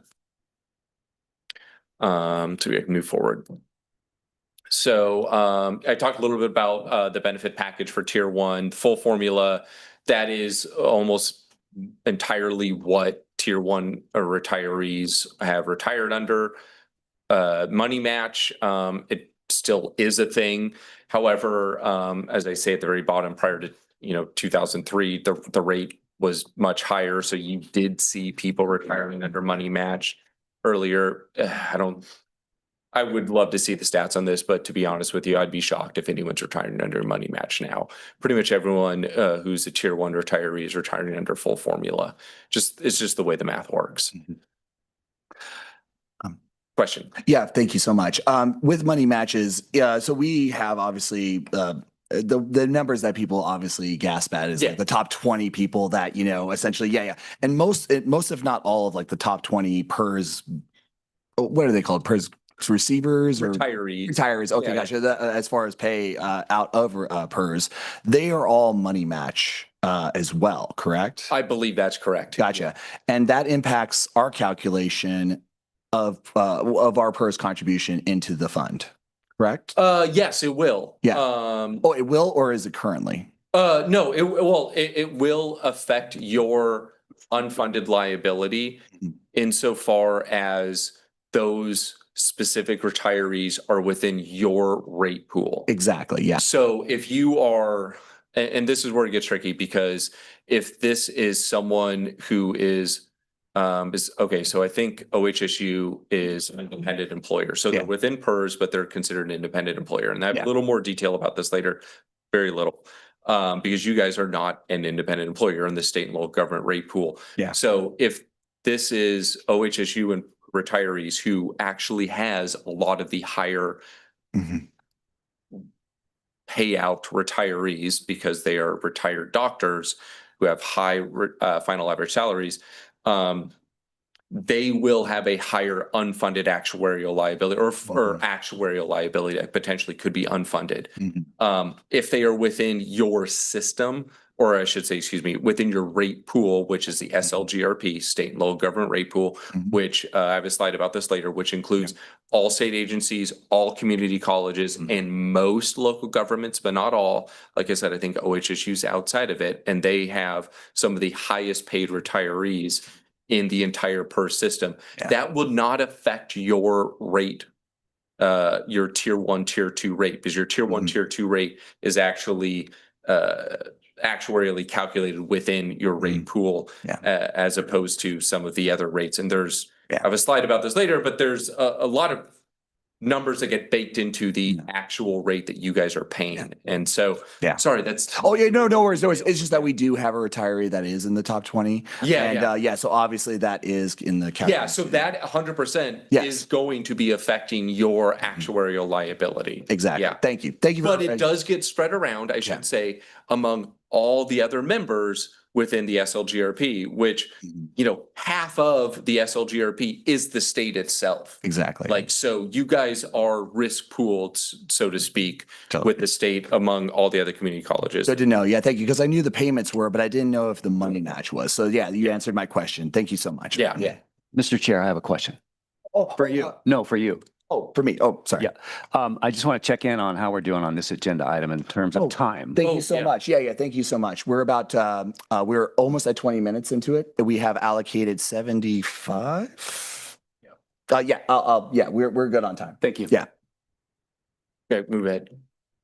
Awesome. Actually, let's skip forward on this one. I don't think we need to. So tier 2 and OPSRP, I'm not gonna spend a ton of time on this. Tier 2 is a lot like tier 1. Main benefit or difference is it actually had a little bit higher upside because it had no guaranteed return, but that's largely gone away. Whereas OPSRP, just lower overall benefit. And that is where most of your current employees are, well, actually, I shouldn't say that because it really depends on your current employee base. Because you'd be surprised when you actually look at the actual employee base from employer to employer, how much you can deviate even among similar employer types. Like if you look at one community college versus another, you can have a very different ratio of tier 1, tier 2 and OPSRP employees. But at least who you're hiring now, they're almost certainly going to be, unless you're hiring out for retirement, they're going to be OPSRP employees. And yeah, one of the important things is they do not have the money match option. So yeah, we can move forward. So I talked a little bit about this, but let's go into the nuts and bolts about how those rates are determined. So everything about PERS, and I feel like I should have mentioned this earlier, but I'll mention it now and I'll probably mention it multiple times. It's really, you got to remember it is a percent of payroll. So your actual PERS covered payroll and change in your PERS covered payroll from year to year is really important in terms of conceptualizing your change in your PERS expenses, because everything is indexed as a percent of your payroll. The even years, so the most recent valuation we gotten is the December 2024 valuation, is advisory only. The odd years, which December 2025 will be the next valuation we get, which we will not get almost certainly till probably late September, early August, or excuse me, late September, early October of this year. That will be the 2025 valuation, and that will set rates for the 27-29 biennium, which I'll be honest, I don't like that phrasing. The other way to think about it is fiscal years 28 and 29. Because everything at the state, as the state runs biennial budgets, everything is done as a biennium as opposed to a annual basis, which I will try not to editorialize too much at how much that annoys me. But yeah, the advisory rates, which we have now and are reflected in the presentation later in some of the slides, while they are advisory only, I'll say from past experience, they do tend to be very good projections on what you can use for rates for the next biennium. So we can move forward. So actuarial pools, we've talked a little bit about this. You guys are in the number 2 pool down here, which is state and local government rate pool. Like I said, includes the state, includes all community colleges and most local governments. K-12 and ESDs are in their own pool. And then independent, which is some local governments. Now, independent implies that they're outside of PERS. That's not true. They're within PERS. It's just their risk liability is not pooled with other employers. It's done on their own. And again, at the risk of editorializing, if you are a smaller jurisdiction and choose to go independent, I question your sanity because there is a certain benefit of scale here. And we have seen this with some small local governments who have maybe had a very small employee base and one person goes on leave, and then all of a sudden that can spike their liability. If you're a large employer, it's probably less of an issue. Like, for example, Washington County, Clackamas County, they're both independent employers, less of an issue for them. And then the state judiciary is the fourth and tiny little tool that everyone forgets about. So there was a coming out of the sort of .com bubble crash. There was a pretty big increase in UALs. There was, like I said, poor investment returns. UAL spiked up to 17 billion. Don't remember the exact percent that was at the time.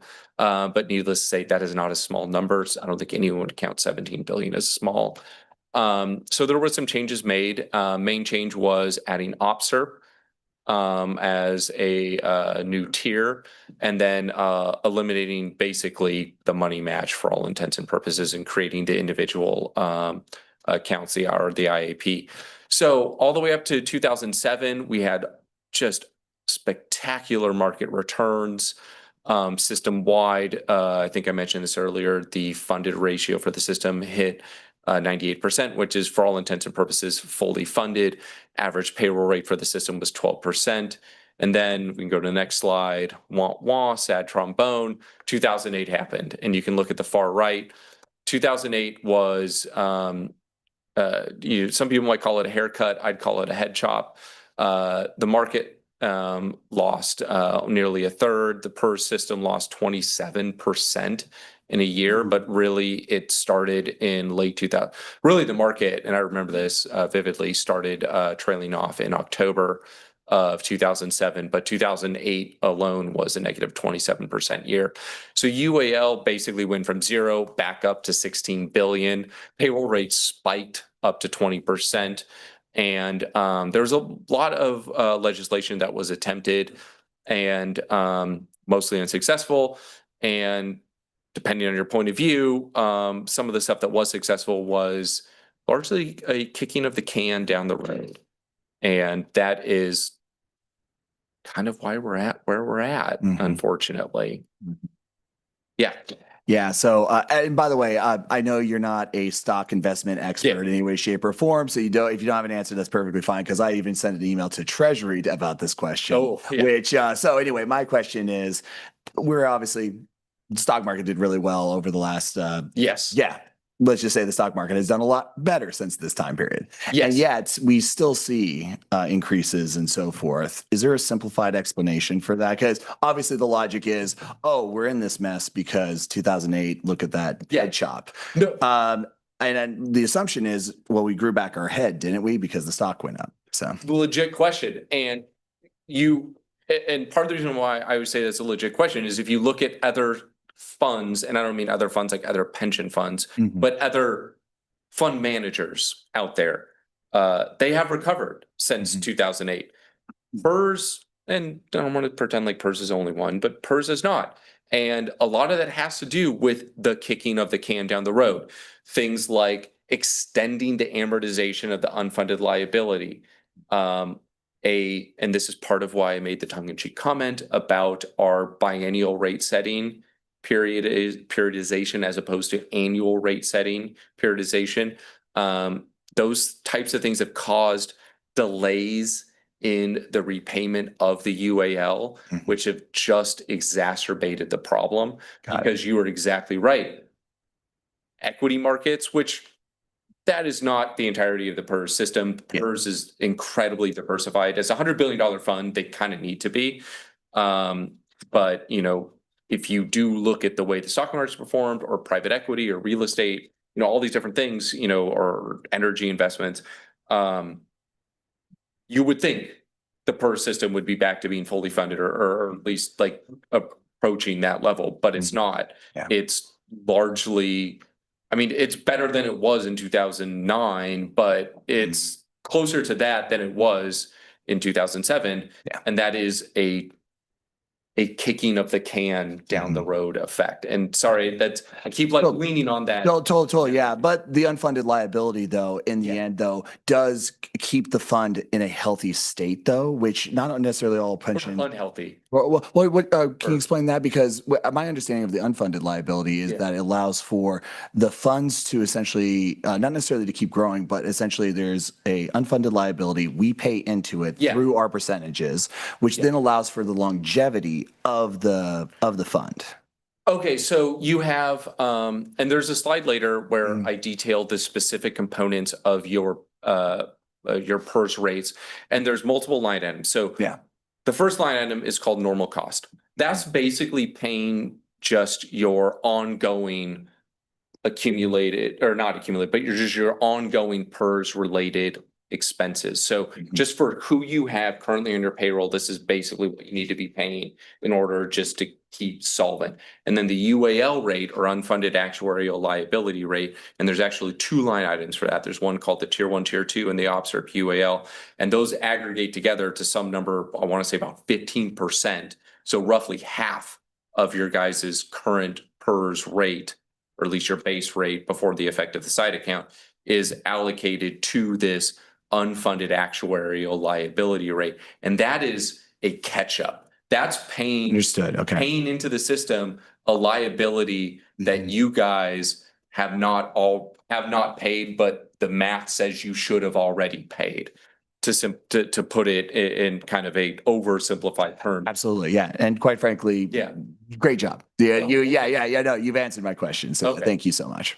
Yeah, and there's other things going on there. I don't really go into detail in the slides, but there's stuff like the rate collar effect, which is, you could argue, artificially keeping your Tier 1, Tier 2 rates higher than the math wants them to be at. Yeah. But I don't think that's necessarily a bad thing, because after a decade of kicking the can down the road, sorry to keep beating that drum, it's one mechanism that kind of forces you to be diligent about paying back into the system for this liability that you've accumulated as employers to your retirees. Excellent, thank you. So we can keep moving forward. Side accounts.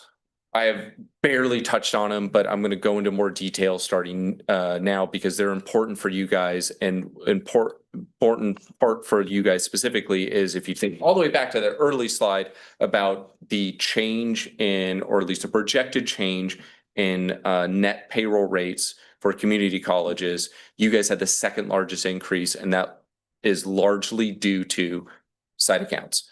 So I don't say that because it's a bad thing. It's because your guys' 2003 side account is reaching its terminal phase.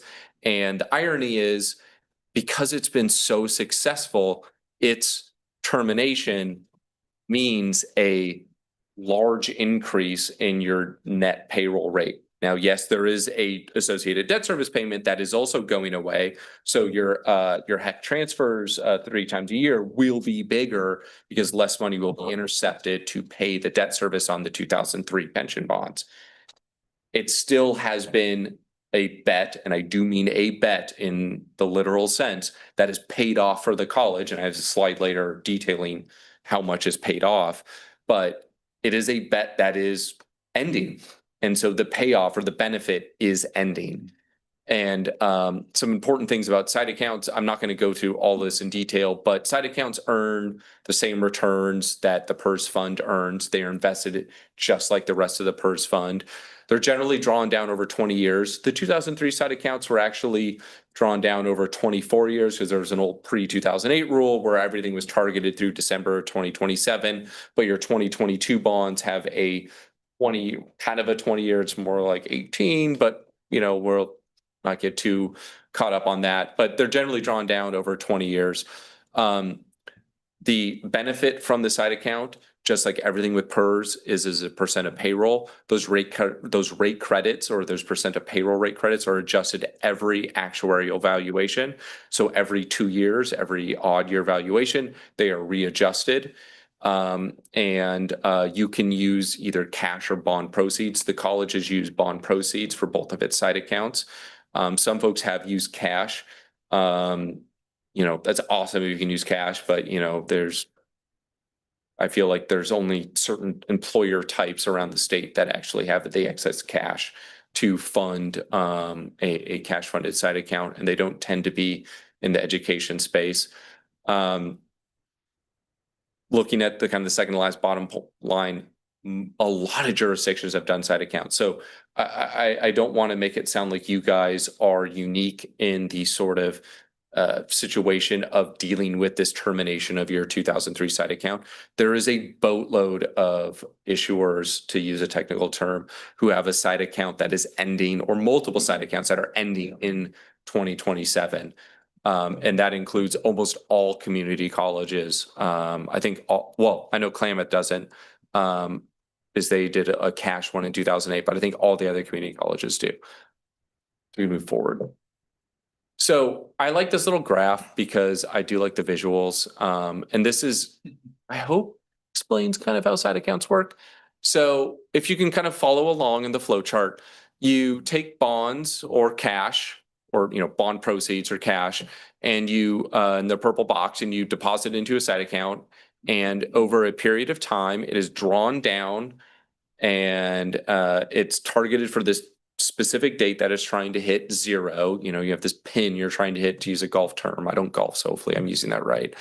And over that period of time, a certain percent of payroll, which is these green arrows, is being spun off of your guys' specific side account to pay into the PERS fund, specifically the SLGRP fund, to offset your guys' unfunded actuarial liabilities.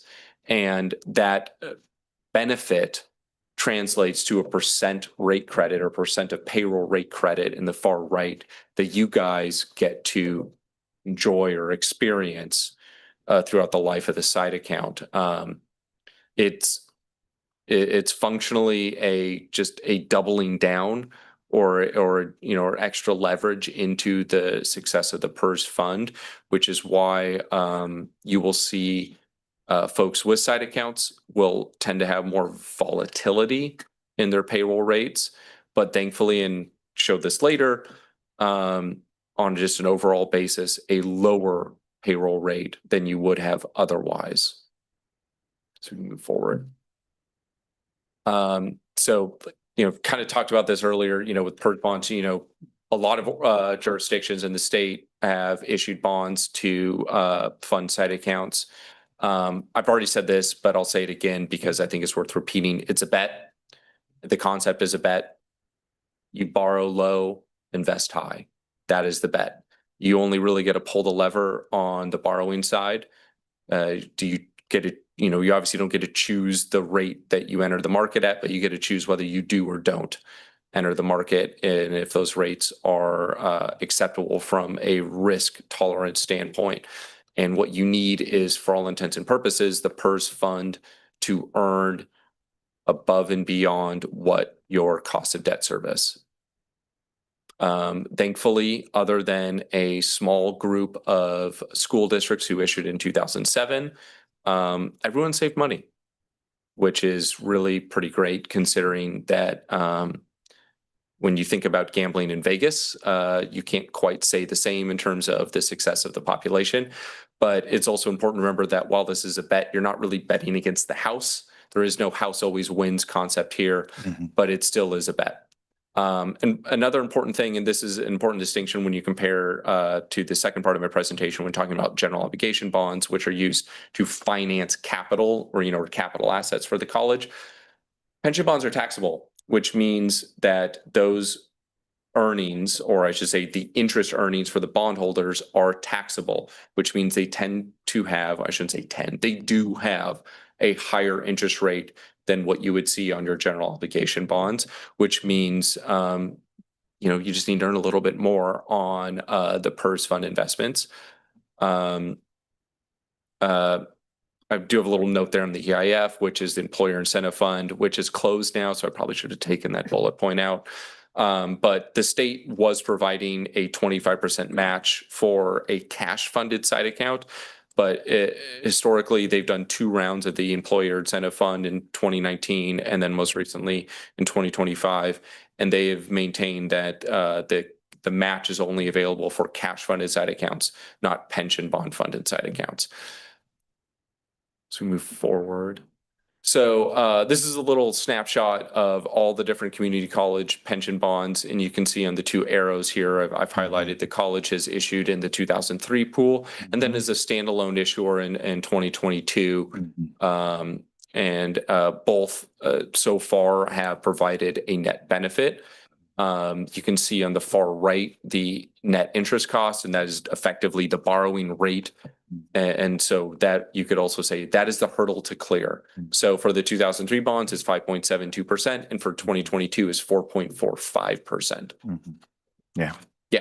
Yeah. So, but I want to emphasize the point that, you know, because when we passed this back in 2022, obviously some of you as board members were not here when we passed this, but yeah, this is coming out to a net benefit. Essentially simplified, we are making more money off the investments than that 4.45%. Yeah. Now, would I have loved to have been in the 2021 category? Heck yeah. But that being said, I am really happy to hear that when we made that decision back in 2022, there is a net benefit as of right now. I hope that continues into the future, and it's good for us to continue to have this presentation, have this conversation to verify that we are still in that situation. And that's again, that was a really good action. It was I would have to even say it was a brave action, especially because we were still coming out of the pandemic. Yeah, it was a really crazy time. So I want to thank the board. Steve, you were there as well. And I want to thank the previous board members for making that decision because it was a tough one for us to make. So. Yeah, no, and you bring up a good point about 2021. There was another school district pool who also issued in 2021, and it really was a, you know, kind of perfect storm event of super low or stupid low interest rates, technically speaking, that yeah, would have been great to have been a part of, but I just don't know if you look at historical borrowing costs, you know, if you look at US Treasury rates over time, and I have actually a graph later about this, it's really not a repeatable situation. It was pretty unique. And if you look at just sort of like more broad, realistic spectrum, you know, the 4.45% in 2022 is actually pretty great for a kind of a normal-ish, you know, environment. Absolutely. You could see like 2005, for instance, and 2004. But, you know, yeah, exactly. Yeah. 100% right on that. So we move forward. Yeah, thanks. So I'm going to get into a little more specifics then on the college itself. So this is part of a packet that provided to Kara and actually walked through in detail at an OCCA presentation back in January. And this is, if you look at going left to right, this is different valuation periods for the college itself. And I kind of like to think about it as like a funneling down. So the top block of numbers is if you're looking at the system as a whole. Next block of numbers is looking at the SLGRP or the state and local government rate pool. Then the bottom block of numbers is looking at Lane specifically. And I like to highlight the two little arrows there, mostly because of the dramatic change that you saw from 2007 to 2021 in that net UAL number. And we've already talked about it, but that's sort of what happened in 2008. What did it actually mean for the college? Well, from the college's perspective, in 2007, you guys ended, for all intents and purposes, $65 million overfunded in your pension liability. And by 2021, that liability had flipped from an overfunded status of 65 million to a underfunded status of 29 million. You guys issued in 2022, and you guys now are 14 million on a UAL basis. So while the UAL has grown a little bit since then, you guys are certainly in a less dramatic position from a net UAL perspective compared to some of your peers. And I got a slide later that kind of talks about this, but a lot of this will be driven by really high payroll growth that we've seen coming out of the pandemic. Because again, everything at PERS is indexed to payroll. So if payroll grows above expectation is 3.4%, liabilities grow. So we can move forward. So these are looking at the rates over that same period of time. I put a little yellow, gold, khaki, I can never tell what color that is, box around the side account rates in particular. And the reason why I wanted to highlight that is because that's where we're seeing the real dramatic change. If you look at the two far right, blocks of columns, which is the 2023 valuation, which sets rates for fiscal years 26 and 27, which is what we're in right now, and the advisory rates from 2024, which is the projected rates for fiscal years 28 and 29. And the big difference you can see is the 2003 side account has been zeroed out. Now, that doesn't mean there's no benefit. It just means PERS and Milliman, who's the actuary for PERS, has made a illustrative decision to just show that number to be zeroed out. I have some graphs later and that show that, like, I don't think the benefit completely goes away, but from a budgeting standpoint, it's still probably best to use this advisory valuation as a internal budgeting document in terms of what the spike in payroll rates are projected to be. Now, if you recall earlier to what I said about the rate of return on the PERS system in 2025 and 2026, they have been positive. We know that they've been positive enough that we think the net employer rate will be a little lower than what we're showing here, but I do mean a little. Like, we're not talking like it's going to drop back down to that 2% number we're seeing in the tier 1, tier 2. It's probably more like 19.5 or something. It's still going to be quite high of an increase. Sorry, question? Finish your statement, please. Oh, no, go ahead. I'll be honest, I'm not following 100%. Yeah. I'm doing the best I can. But something you said caught my attention. So the advisory rate going because of the 2-year thing is down at 0, but it's not likely to actually be 0. Do we, and you're telling us just accept it, it's a conservative thing. What if we don't want to accept it? Do we have some choice there, or are we obligated to follow some lead set by the state? You're obligated to follow. But that doesn't mean you won't actually get a cash benefit. It's just I get that we get the money, but if there's a cash flow issue, we can't take advantage of that situation. No. One of the benefits of creating a side account is you are able to invest in investment vehicles that you otherwise wouldn't be able to invest into and earn greater rate of return than you'd be able to otherwise. What you give up is operational control of those investments. Yeah. So this will hopefully benefit us, whatever, 5, 7, 8 years down the road, whatever it is. But we have a hump to get over. It just happens to be in those exact years and we can't do anything about it. Exactly. Yeah. We can actually move forward. Thanks. So I talked about payroll rates and payroll growth and the importance. And so if you look at this purple box to the far right, you'll see this is the rate of year-over-year growth for the college's payroll, and this is PERS covered payroll. So it might not actually match. I've talked about this with Kara. They might not actually match exactly when you look at your accounting systems, but the trend largely will follow. And the PERS system assumes 3.4% year-over-year payroll growth. You guys historically, if you look at that payroll growth at the bottom number since 2004, have been below that. But what's really important in terms of understanding the effect on the 2003 side account and as it approaches its termination is that second to bottom number, or that last several years, like 3-year average annual growth, that has been much higher than the PERS system assumes, which means that you have been paying out more from your side account than what the model assumes you're paying out, which means you're drawing it down faster. And a way to think about this is as you have reached the end period or the terminal phase of that side account, and I'm really only talking the 2003s, not the 2022s, there is very little margin for adjustment to make.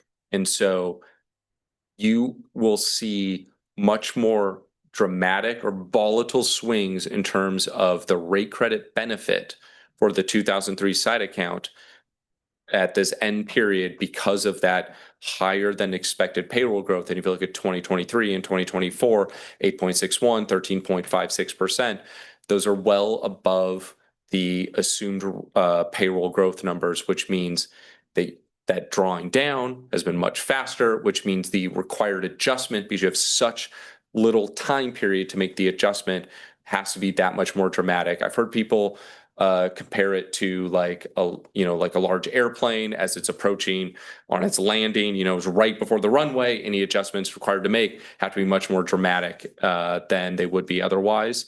For those people compared to ocean liners, whatever analogy you want to think of, high payroll growth early on, that's fine. You have a long period of time to make small adjustments, small incremental adjustments. As you reach the end, it requires much, much larger adjustments. One thing I want to point out, you guys are not unique. If you guys look over to the next group of numbers to the left, the SLGRP, the state and local government rate pool, you guys are actually below them for the last 3 years. Most of your peers have actually grown faster than you. So as fast as you guys have grown in terms of your payroll, you guys have been below them. So I don't say this to admonish you guys. And even if you guys had exceeded them anyways, I still wouldn't say this because you guys aren't in the business of managing your site account. You guys are an educational institution. You need to deliver a quality education to your students. So you need to focus on that as priority one, not managing the investment performance or life of your site account.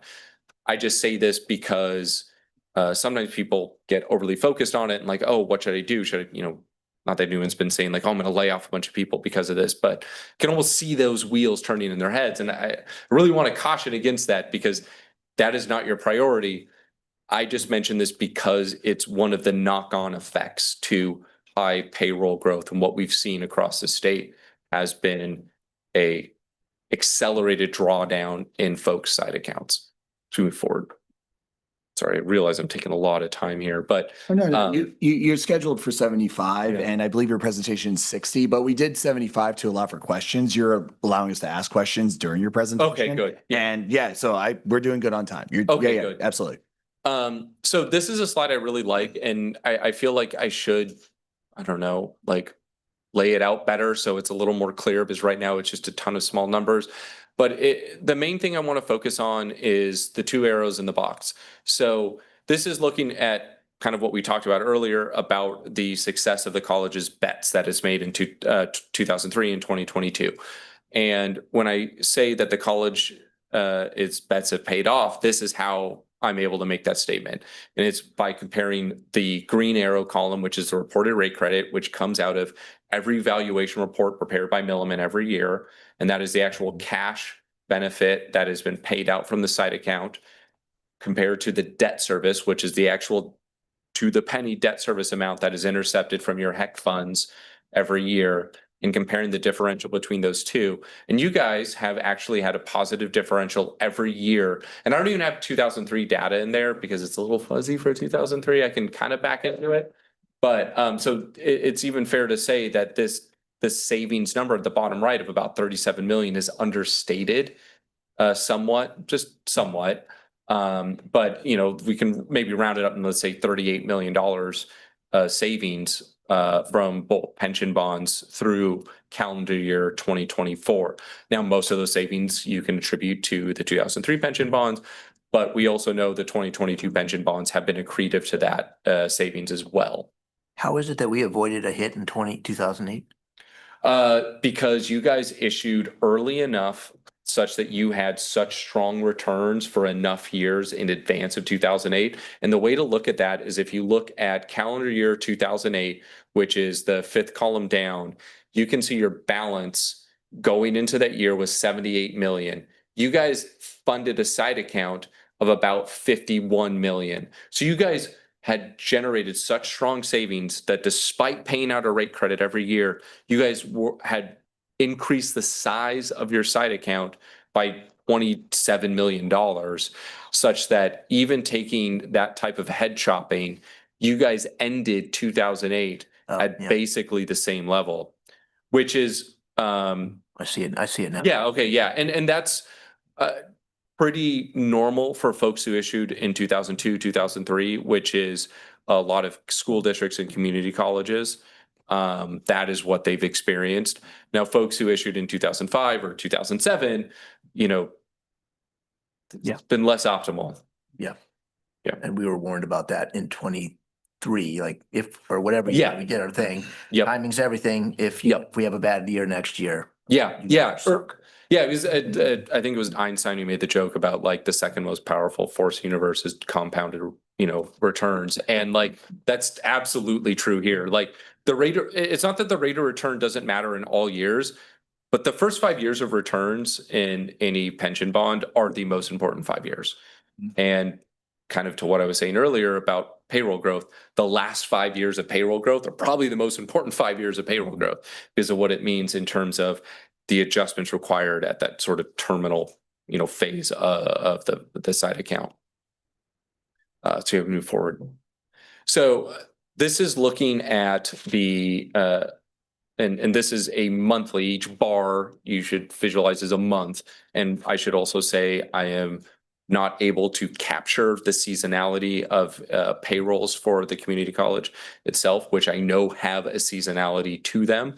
But what I am projecting based on our model for the net effect of the site account and what that means for your net PERS expenses, to what you asked earlier, Commissioner Mittal, for the college and what I think it's going to look like going forward in terms of the effect of going from fiscal year 27 to fiscal year 28. And ignore the different colors of those cutaway bars with the purple and green. PERS, since that, we first prepared this model, have told us they're going to make some changes that might affect this on the margins. But for all intents and purposes, what we expect to see is for you guys under a base case assumption, which assumes a 5.4% payroll growth in 2025 and a 3.4% thereafter, you guys will have your 2003 side account exist all the way through fiscal 27 and have enough money left over such that despite it showing a 0% rate credit for fiscals 28 and 29, you'll have enough money in there that it should effectively zero out your entire PERS expense for July of 27. Now, again, there's a seasonality to community college employment that I'm not capturing here. So there should be some reasonable expectation of some sawtoothing going on in the graph that I'm not showing, but trying to keep everything levelized. But the other thing I want to add is, well, there's debt service, right? So you guys are making debt service payments. So if we can move to the next slide.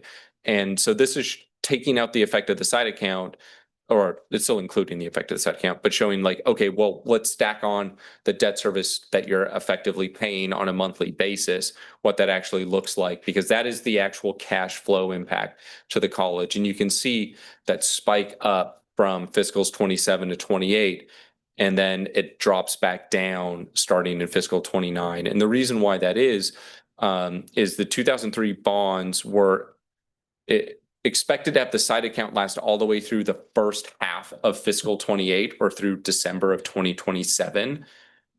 PERS has changed how they're amortizing it for this last period such that they're just basically dumped the entire benefit as fast as possible starting in July. It's a little more complex than that, but for all intents and purposes, you can visualize it as such. And so what we expect to see is a certain amount of sawtoothing in terms of the actual cash flow from a PERS expense or payroll related standpoint. The debt service related to the 2003 bonds. Oh, so you have a question? What does sawtooth theme mean? Oh, so if you look at a graph and do you visualize a saw, like, for cutting logs, like you can see how it jumps up and down from month to month. Yeah, sorry, I should have been more clear. Yeah, another question? He's calling for questions. Yeah. Oh. I was motioning to the chair. Oh, Okay, okay. that's a good question. Yeah, go ahead, Zach. Can you just explain this chart a little bit to me in terms of what I'm looking at here? It looks like in July, August of 27, our monthly expenses are going to increase from about 1 million to about $1.7 million per month. So that's a monthly increase of $700,000. That is an annual increase of $7 million-ish. And then it drops down the next year from 7 million additional to 5 million-ish additional. So it looks like about 500,000 a month additional cost. So a little bit next the second year, but that first year we're looking at a $7 million additional expense compared to now.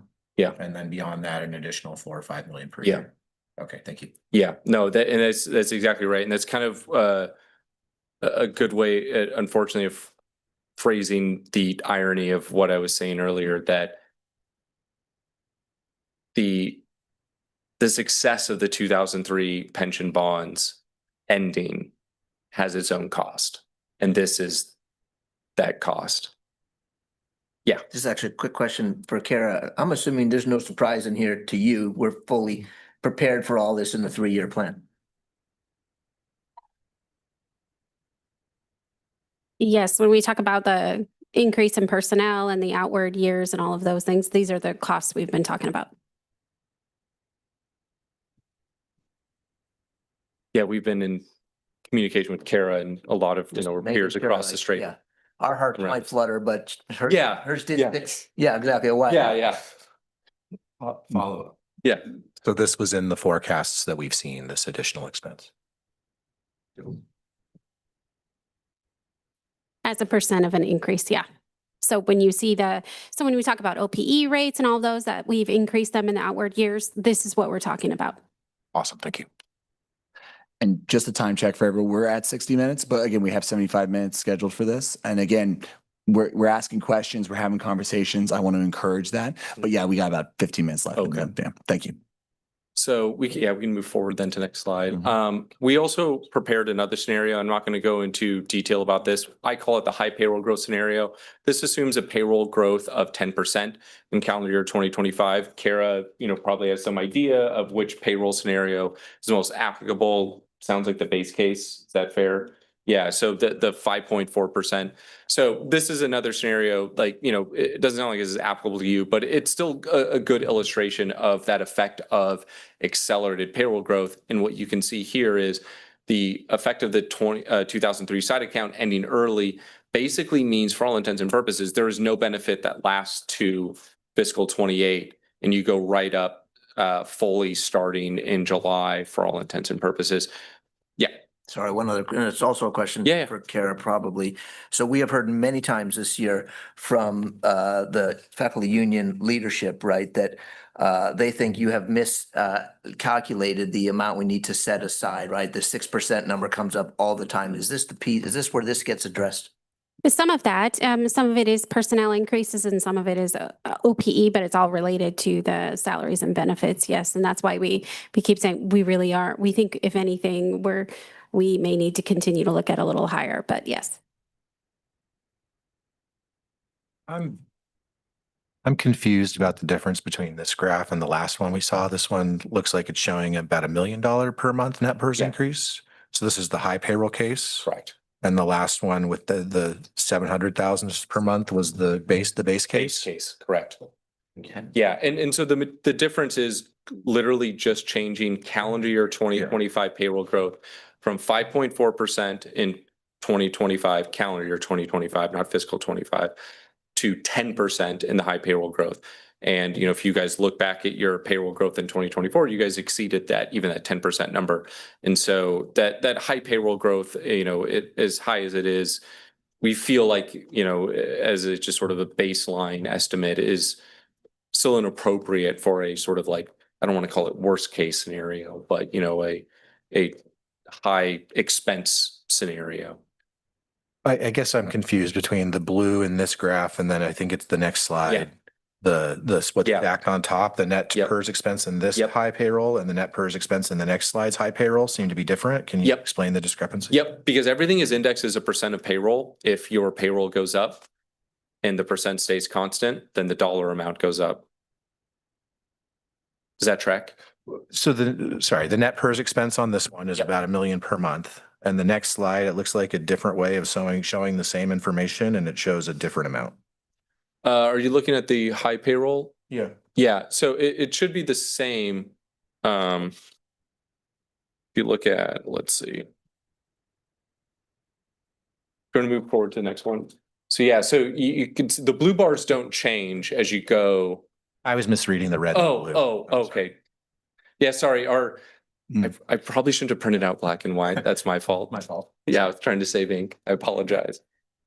But yeah, but it's a good question because the net PERS expense being an index as a percent of payroll changes as you change your assumed payroll growth number. Because while it's a cash number, it being really being driven as a percent of payroll, it will go up in a high payroll growth scenario.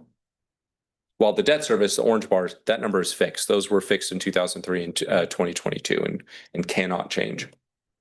So we can keep moving forward. So there's a little summary table comparing the two different scenarios. The main differential that I like to point out between the two isn't so much a difference in projected savings. Those projected savings numbers, if you look all the way at the very bottom, largely unchanged. If you change payroll growth, it's really the timing of when you get those savings. And the best way to look at that is if you look at that sort of bottom part of the gold or tan box, and you can see that in the base case scenario, I project there's about $1.4 million of side account credits to be paid in fiscal 28, whereas there's roughly only 100 grand to be paid in fiscal 28 in the high payroll growth scenario. All that means is those benefits were front loaded in the high payroll growth versus the base case payroll growth. Doesn't mean they went away. And the best way to see that again is if you look at those projected savings numbers, they're largely unchanged between the two. So yeah, we can move forward. So next part, I was going to talk about general obligation bonds, but I want to make sure I spend all the time we want on PERS, because I will also add that can't remember which professional actuarial group did this study, but you guys have the benefit of trying to understand what is considered the second most complex pension system in the entire country behind CalPERS. So you guys can do that in an hour. That's pretty amazing. There's no question. I'll jump right into general obligation bonds. There's quite a bit of background information on geo bonds that I can go into. If you want, I can skip forward to some analyses that were prepared for the college last summer. If you'd rather have me do that as Let's do that. Yeah. Okay, exactly. Yeah. so that is, if we go all the way to, let's go, yeah, keep skipping forward. Yeah. But I do encourage board members to still read this material. Obviously, it is very helpful. I saw a sample of this or examples of these pages at the OCCA conference. And yeah, so I want to encourage board members to absolutely read through it. Right. Yeah. Okay, let's go back one slide. So I like to describe geo bonds as sort of baking a cake with only two ingredients, and the main two ingredients are property values and interest rates. So this is a graph of the historical property values for the college. You guys are in 4 different counties, but most of which is Lane. But you can see here the total assessed value, which is the third, or I guess fourth column in from the left, that is basically the taxable property value that you guys are able to assess against when you guys issue general obligation bonds, which is about $45 million, or 45 billion, excuse me. You guys have a huge tax base. And then we can skip forward. So this is just looking at your current outstanding bonds. We can skip forward. Yeah, and then the next ingredient, interest rates. And so there's, I talked about this a little bit with the pension bonds, 2022, crazy low rates, 2020, 2021, 2022, you know, there's really good rates. Rates have come up quite a bit since then. I'll be honest, this past week has been, in a word, suboptimal for the bond market. But main thing that you guys want to pay attention to is actually the blue line there, which is labeled the 10-year AAA MMD, which is looking at a 10-year maturity for what is a AAA rated. And the MMD stands for Municipal Market Data Index, which is, for all intents and purposes, the index that you're going to think about when thinking about the borrowing rate for the college's GO bonds, because you guys get issue bonds on a tax exempt basis, and those are tax exempt rates, which is why it tracks lower than the gray bar, which is the 10-year treasury, which is more what you should be thinking about when thinking about pension bonds, because those are taxable rates. We move forward. So here's a little table looking at your historical levy history, but let's go forward to the next one because I like the graph better. So this is looking at what your guys' bond levy has done, going all the way back to 2013. A little bit of jumping up there in 21, 22, but you guys have been pretty steady, and or at least project pretty steady with your 2020 bonds. And then there is a levy step, which is what we call that drop, or levy drop, you could say, coming up in fiscal 2031, which lines up well with a May 2030 or November 29 bond campaign. You could go earlier. You don't have to issue bonds right away, but most people try to time the election with the levy drop. But yeah, so that is a segue into some of our analysis that we prepared last July, looking at the college's potential bonding capacity to fill in that gap and thereafter moving forward. So we looked at two groups of scenarios. So this first group of scenarios was looking at a November 28 bond campaign at varying par amounts of about 120 million, 133 million, 145 million. All of these assume amortization periods of about 20 years, which is pretty standard. You can go all the way, I mean, you can go beyond 30, but frankly, beyond 30 is pretty uncommon. And you are subject, and it's in some of the material that you'll be tested on later. I'll send around that quiz about the duration. The bonds have to be less than the average useful life of what you're financing. But if you're talking about financing new buildings, you know, oftentimes those have much longer useful life than 20 or 30 years. But the way the math works, you oftentimes try to stay about 20 years. And a lot of the reason why is if you look at the very bottom line, that total interest as a percent of par is about 100%, which means you're paying about the same amount of interest as you are paying par amount. And once it starts creeping up in duration, that ratio starts creeping up much higher. And that's not to say that that's an inherently bad thing, but you know, it's not ideal to you know, be indifferent to that ratio of interest to percent of par. I'll also say all these numbers here have a healthy cushion added on them, so they aren't reflective of current market rates, but actually a number well above what we'd expect you guys to be able to borrow at should we be issuing bonds today. Yeah. Could you just, what's par? Oh, par, that or principal amount. So yeah, the actual amount of the bonds that are issued, which is actually, that's a good question, because you guys do go to the voters to get approval to issue bonds. And this is in the slides, but it's worth mentioning here. One of the things you do have to explicitly communicate to the voters for their approval is how much you're going to borrow and how long you're going to borrow for. So those are, and then obviously the third thing being what you're going to spend it on. So those are really important details to have ironed out well in advance, because they have to be communicated specifically within the ballot title. And then if, just to be clear, then if we go out for $120 million bond, the voters are essentially on the hook for that times two. Yeah. Yeah.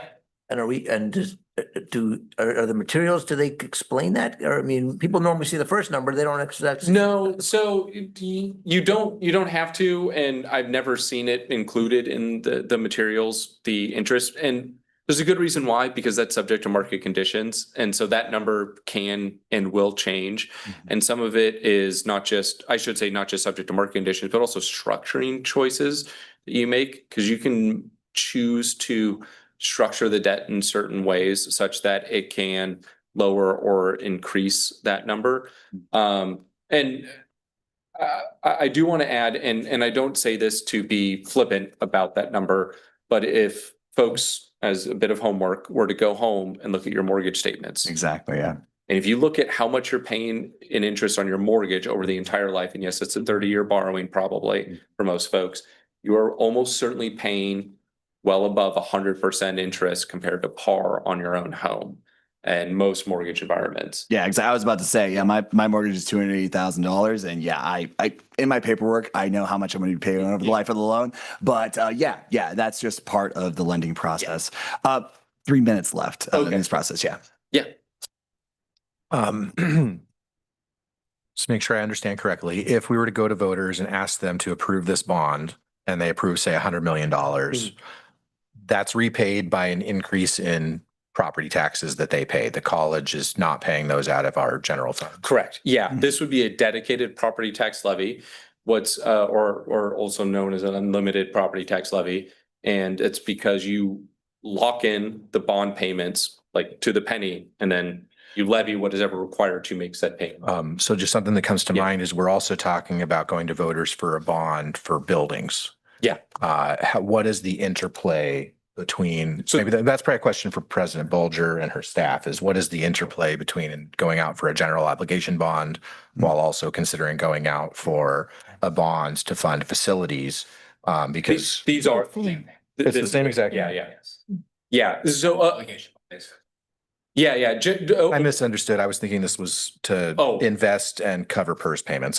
Oh, yeah, no, I don't think you're allowed actually to go to the voters for a pension bond. I'm crossing wires I apologize. between the prior presentation and this presentation. I apologize. No, it's a good question. A way to think about it is capital assets in the state for local governments. Those are almost entirely paid for by bonds. So PERS. Whereas operations are paid. Sorry, I'm thinking about PERS bonds. Yeah. No, just legit question. I'll probably come back. I might send a follow-up about PERS bonds. Please do. Yeah. Excellent. Any further questions?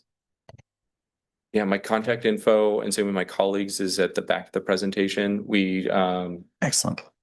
Encourage you to please reach out. If you have anything for us, call early, call often. We don't charge by the hour. So yeah. Zach, go ahead. Yeah. Well, I mean, I think it's a long and big conversation that we will definitely, I think, need to have as a board is how we approach this issue. I'm guessing we'll probably want to wait until later, but anyways, I look forward to continued conversations on this. Thank you for your time. Yeah, thank you. Thank you, everyone. If I can add one comment, one thing President Bolger and I agreed to look into is they're doing a statewide valuation of what another PERS bond might look like. So that work is starting with K-12s and community colleges and I don't know other groups, but they're starting that early evaluation in June. And so we'll keep the board updated through President Bolger of what that might look like. So there's potential, but don't get your hopes up because the market's subpar. So Brendan gave us good news today. So thank you. Yeah. Excellent. Thank you again. And I agree. This is an important conversation. We've brought the PERS, we do kind of an annual thing with the PERS bond thing, and it's important to keep up with those conversations. We're now moving on to the deferred maintenance. And President Bolger. Yes, we have given the board a short presentation on deferred maintenance, and we want to update that. And so Jennifer Hayward, I believe, is going to help us with that. And because I know Kevin's going to ask on time, we have 20 minutes for this presentation. I'm just kidding. You're welcome.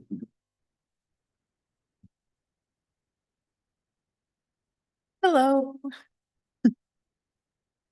All right, next slide. Today, I'm going to, I organized the presentation in 3 sections. One is talking about the deferred maintenance need. The next one is the financial plan. And then I have some Q&As that I just posted up front, things that I heard at the previous budget committee meeting, information requests, questions I'm kind of anticipating and I wanted to be prepared for. So next slide. And would you like questions at the end or? Yeah, it's not a very long, I'll be quick. Perfect. You're amazing. Thank you.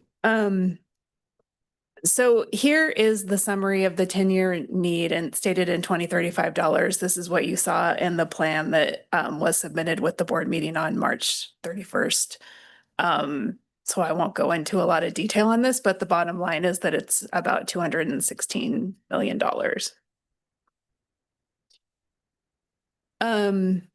And then the categories that I've used are listed here: the athletics fields, buildings, parking lots, and roadside, and utilities infrastructure. And I just wanted to provide a reminder about the definitions for those categories because it can be a little bit confusing, and I won't read them out, but I'll just pause for a moment.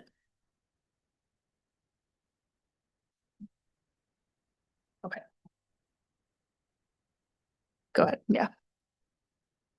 The methodologies for determining the estimated cost of the deferred maintenance need in each area are a little bit different, so I'll just go over that briefly. For athletic fields, the methodology was to use the real costs for the athletic fields that we just did and to escalate those to the year that they need to be replaced. For buildings, we did a 2017 facilities conditions assessment, and all of that information is stored on a database that has an inflation factor applied to it every year.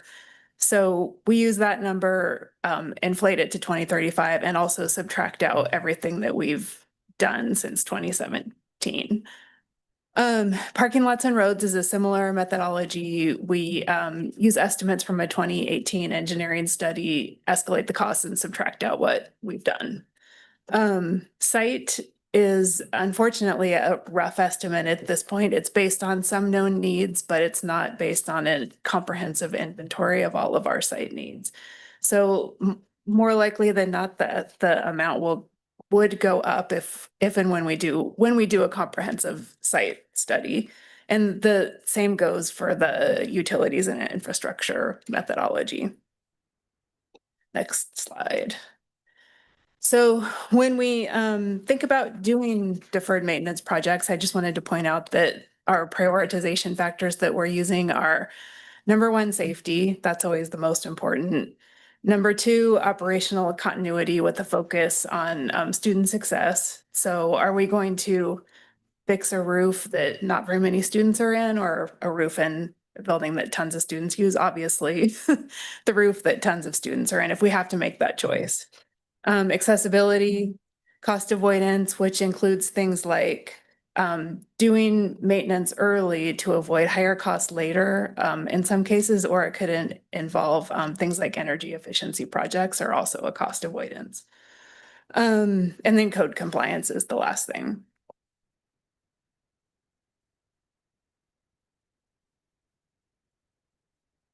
So I'm just giving a few of examples of top projects in each of the categories. And the athletic field ones are kind of obvious. It's the 3 projects that we did with the 2020 bond and listed the years that they'll probably need to be redone. Next slide. For buildings, the things that I've listed are that a high priority is to do structural evaluations of buildings that were constructed with engineered wood trusses. And that's in order to comply with our insurance coverage, because most of you probably know, there have been some kind of those large span buildings like gymnasiums that have collapsed in the area. And so our insurance is requiring us to do those studies. And the picture here just shows an example of our building 9, our auto diesel building that has that type of construction. Another high priority is to modernize our elevators to comply with codes as of January 1st, 2023, so that our elevators can remain operational. And then building 5, HVAC and roof are also a high priority. Next slide.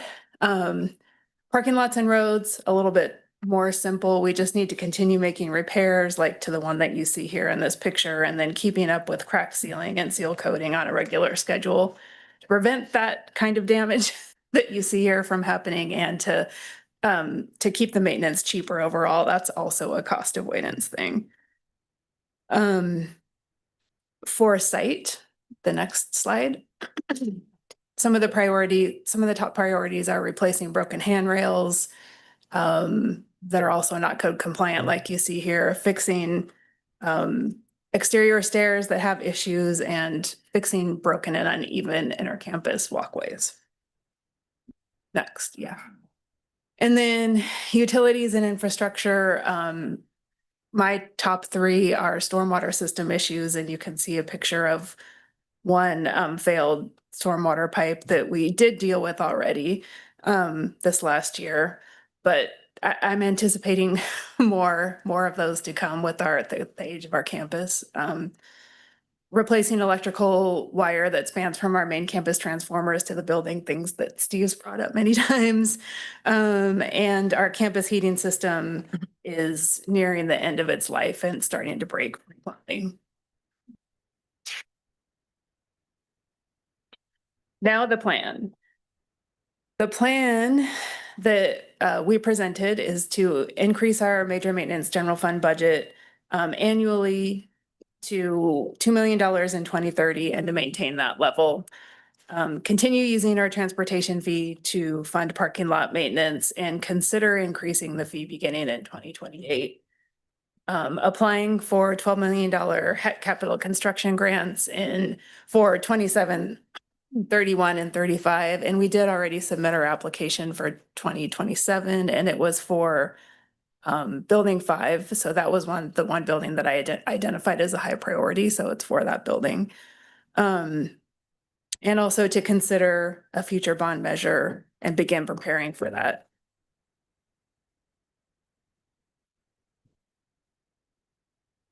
With this financial plan, you can see that the deferred maintenance need that I talked about at the beginning is about 216 million. Over 10 years, that increased allocation to major maintenance will amount to 13.8. The parking lot maintenance fund allocations without an increase to the transportation fee is 1.64 million. And the HEC grants, which are contingent on matching funds, 36 million. So that brings the deferred maintenance need down to 164 million, which again, we could consider covering with a bond measure, at least part of it. Next slide.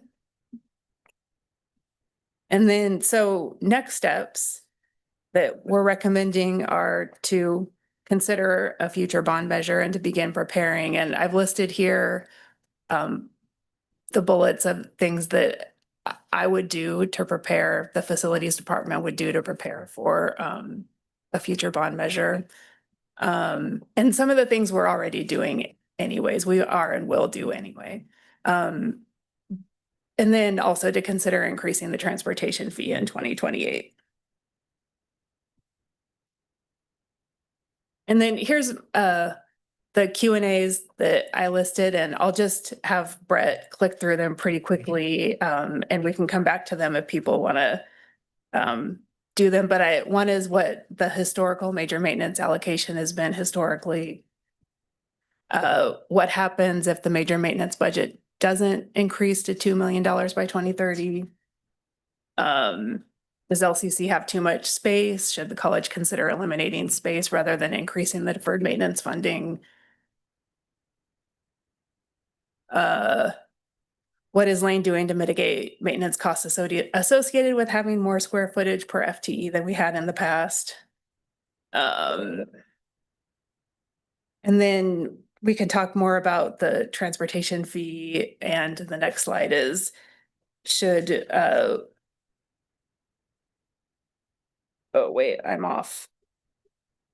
I skipped one. Thank you.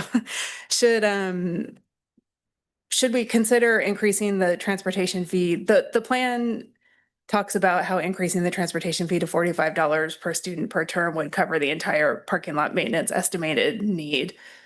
Should we consider increasing the transportation fee to $45 in 2028? That's not what I'm recommending. I'm going ahead and answering that question right now. Sorry. At this point, I'm recommending considering increasing it in smaller increments over a number of years. And then I think there's 2 more Q&As. Should the college consider charging for parking instead of having a transportation fee? And then the last one is about seismic rehabilitation. And hopefully I kept it to a little over 10 minutes there. That's what I was Perfect. trying to No, do. you did solid. Okay. Great job. We'll go ahead and start with Jerry and then Zach. And then go ahead, Jerry, Zach, then President Olson. Thank you, Mr. Chairman. Could I ask about the roads? The ingress that the public bus comes in on and then exits.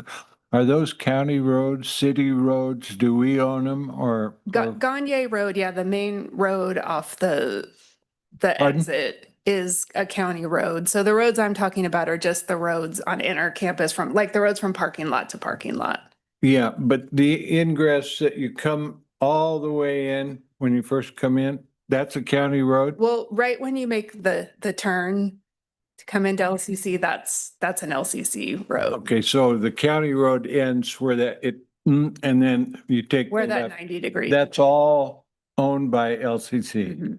Okay, thank you. Excellent. Zach and then President Olson. Okay, so first, I just wanted to say this is a huge step forward in terms of feeling like we really have this issue under control, that we have a game plan. And so I just wanted to thank you and your staff, President Bolger and Jennifer, you and your staff. Great step forward. I guess I have a couple thoughts and questions. So my understanding from what I've learned over the last couple of years is that in an ideal scenario, we would be spending 1 to 2% of our total assets per year to maintain those assets.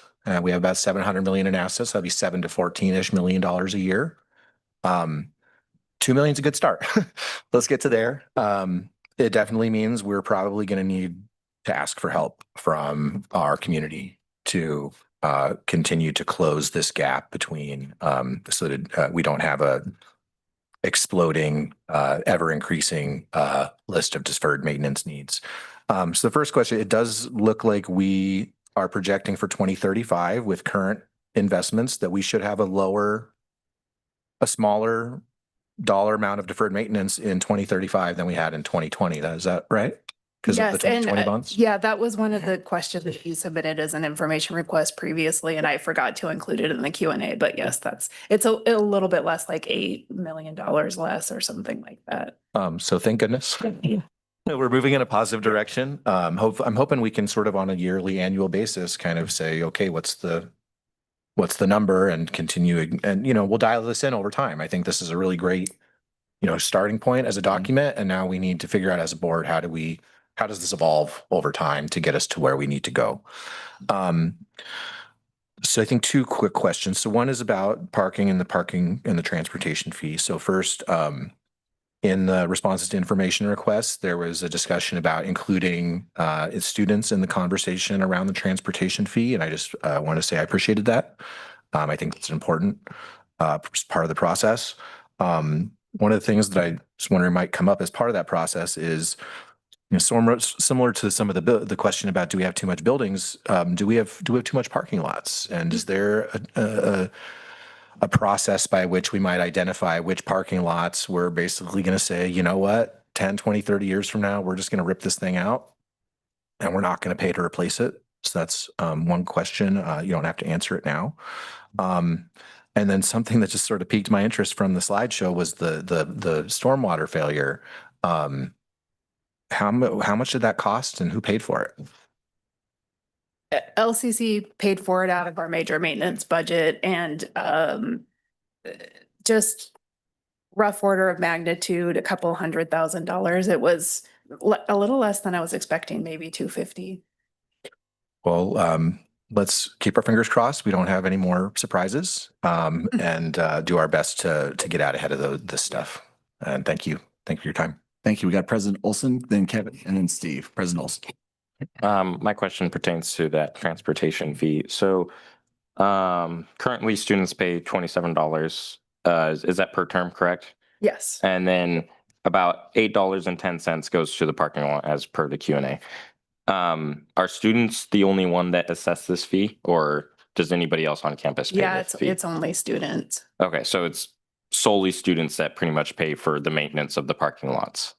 Well, the students pay for the maintenance of the parking lots that comes out of the transportation fee, but the bond measure also had a significant contribution into paying for parking lot maintenance.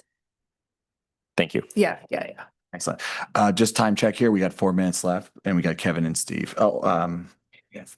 What's that? Come back to me, maybe. Okay, gotcha. I'll try to keep you in the loop. Go ahead, Kevin. Yeah, thanks. Actually, Zach asked my question and President Olson asked my question. So, fantastic. Steve and then Jesse. Thank you. Yeah, a couple questions, and thanks, Jen. I think it's also, like Zach said, I'm so happy for the report, at least to have a sense of the magnitude of things. No particular order, my questions. Are the HEC grants competitive? Yes, the president's vote on, and Brett can answer this better than me perhaps, but the president's vote on the grant submissions. So we shouldn't assume just because we have our match and a good project ready to go that we'll be funded. Correct. Yeah, we shouldn't assume. Do you want to say anything? Yeah, the presidents make a recommendation to the HEC. The HEC Commission will forward the list of capital projects to the governor to be included in the governor's budget. So almost always the governor has included community college projects in the governor's budget when it's been released.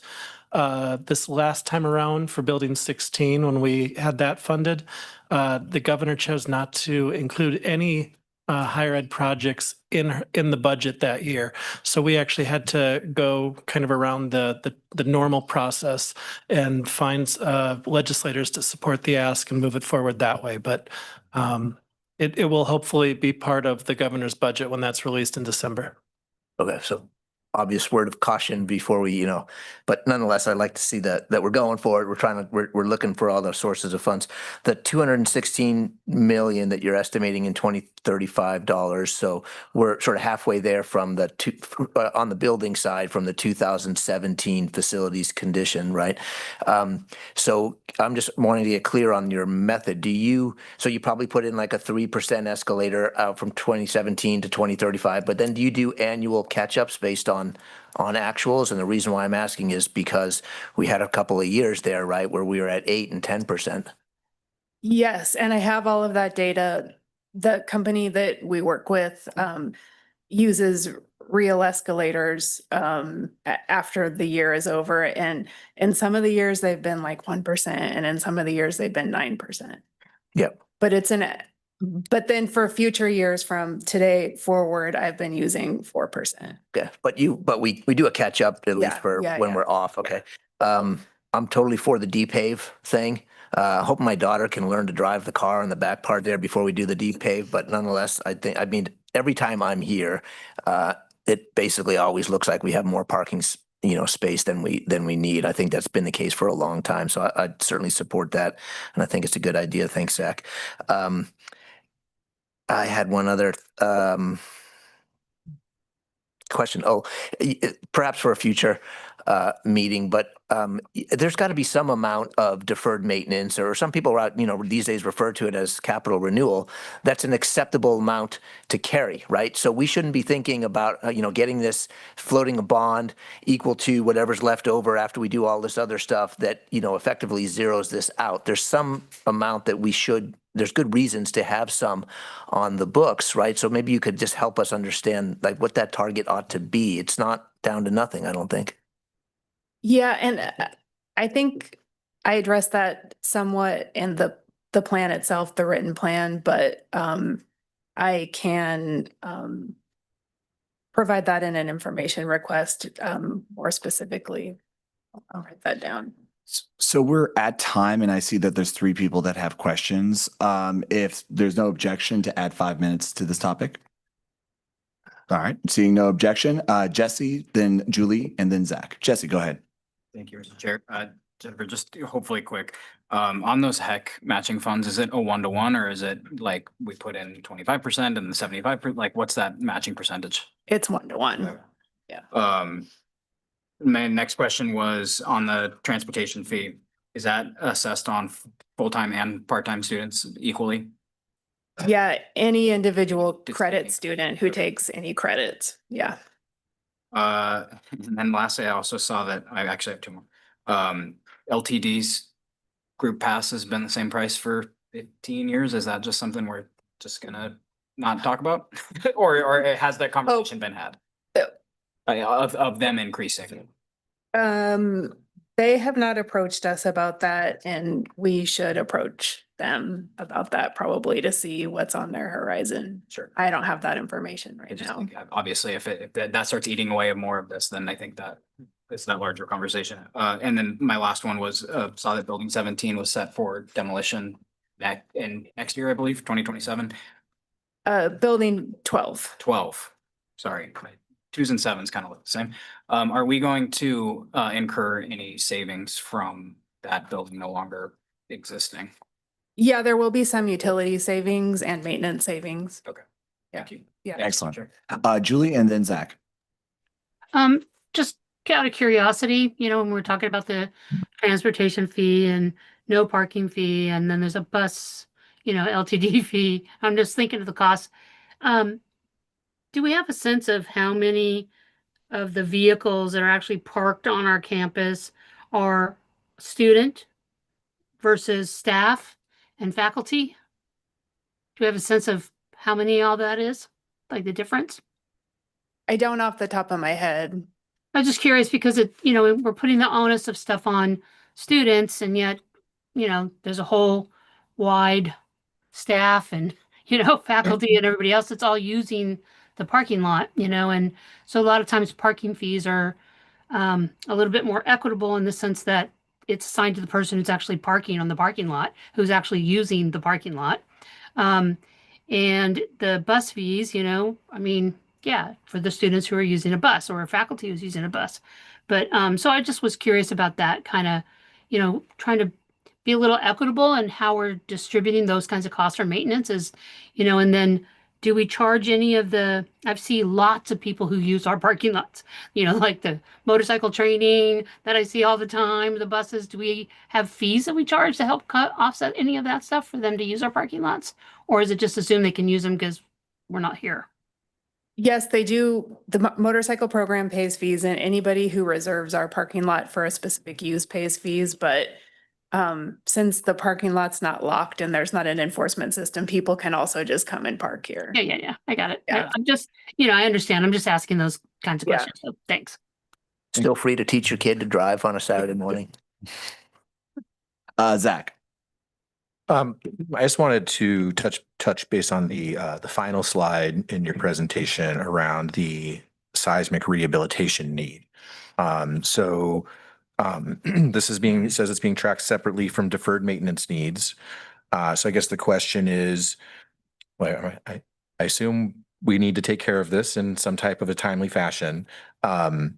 So are we going to get like a seismic rehabilitation plan, or is that going to be developed as like a subset of this larger deferred maintenance plan? How do we make sure we're doing this in parallel or as part of the deferred maintenance planning? Yes. And I should have listed that as part of the planning for a potential bond measure, seismic rehabilitation planning. And we also are eligible to apply for state grants, $2.5 million state grants, which we've received. Several of the buildings that have been done because of those state grants. But you're correct, that does need to be included in part of the planning. Yeah. Forward to it evolving and Yeah. keep moving forward. Thank you. All right. So we are now at time. We'll just extend 2 minutes for Steve for his final question, please. Excellent. Is that any objection? 2 minutes. Go ahead. Just on a positive note, or at least I think so, across the country, what I have seen in my professional work, the decarbonization plans that have passed, right, their boards, et cetera, they're always massive costs, and it's a big thing to consider. They're essentially the ones that are doing double duty on deferred maintenance, right? And so I just want to encourage our board that we should not be thinking of this exclusively as a decarbonization plan. That's half the bang for the buck. It's dressed up as it should be as a deferred maintenance plan as well. And usually when you look at the total cost, the lifetime cost of the options, the decarbonization plan often pencils out financially, just because of the renewed effort in efficiency, often pencils out over time. So making a pitch for us to, despite the difficult, situation that we find ourselves in, that this one's going to do double duty. And then the last comment was that as we think about, a bond, there'll probably be some, focus on new construction. And I just, or maybe not, but if we do that, I guess I would encourage us to be thinking about new buildings only in terms of those assets' ability to increase revenue for the institution. All right. We are at time. And thank you so much. That was an amazing presentation. And now everybody knows they can teach their kids to drive in the parking lots. Anyway, I'm kidding. I'm kidding. We'll now move on to board policy review. President Bolger, can we introduce our Yes. parliamentarian? I'm just kidding. Brett will come up and talk about a few policies that you have in your board packet. Hi, good evening. Thought I'd try to take it easy on you this evening. We have 6 policies that we're bringing to you for a first reading. And out of all of the policies, there's only one small revision being recommended. That is with Board Policy 2432, and that's just updating some of the positions that were in the policy to current titles for those positions. So happy to answer any questions you might have. It's more of a dynamic question. I apologize, which is that with our new system here, eScribe, I'm trying to actually find the actual document to look at, and I'm not seeing where you can click on it. Like to see, like, you remember how in Board Docs, we were able to see the documents, see the edits and stuff like that. I'm having difficulty like seeing where those documents are. So like, for instance, there's a hyperlink for Board Policy 2340, but that's not the one that has significant changes. Right? I apologize. Yeah. Yeah.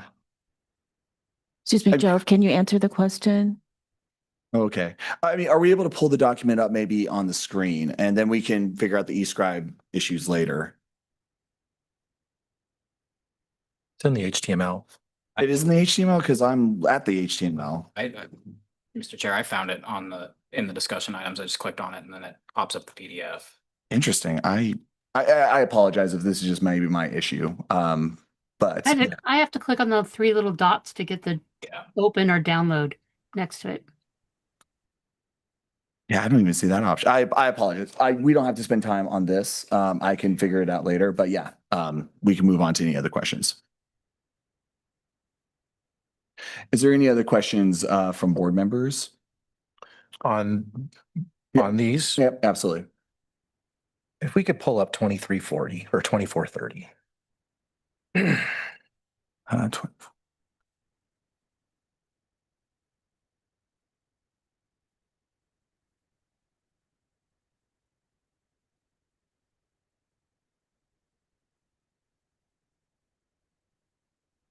I think we're also going to need to pull up 2211 after that, which is not in this list. Okay. So in bullet 3, in paragraph 3 here, there's a sentence, the president has the power to reasonably interpret Board of Education policy. Can we go to Board Policy 2211, please? You might have to go to Board Docs.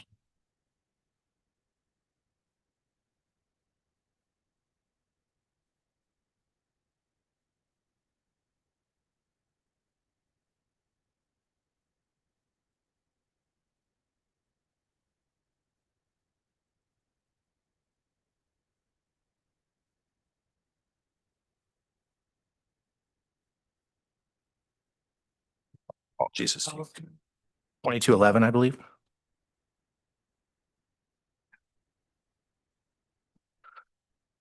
Okay. And so here we have the chair shall ensure that the board acts consistently with its own rules and those legitimately imposed upon it. So its own rules would be the board policies. And then down below, it says, we could keep going down a little bit, right there. So that in this case, that the chair does not have authority to make decisions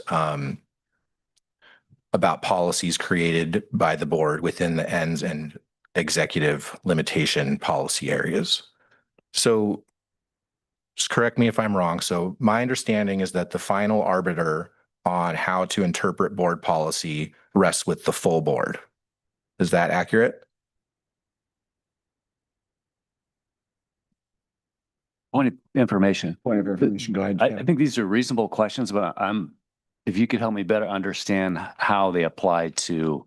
Yeah, so all that I'm looking for moving forward is I just want to have clarity on in what situations the board chair is the lead on interpreting board policy, in what situations within it, at least especially specifically, it sounds like within executive means and ends that authority to interpret board policy is delegated to the president. But I just want clarity that if there is a difference of opinion on interpretation of board policy, in what situations would the board chair be the final determiner? In what situations would the full board be the final determiner? And so anything the chair does would be subject to the full board. And then in what areas are we delegating to the president? In which case either the board chair and board does not ever review what the president has done within that deferred authority.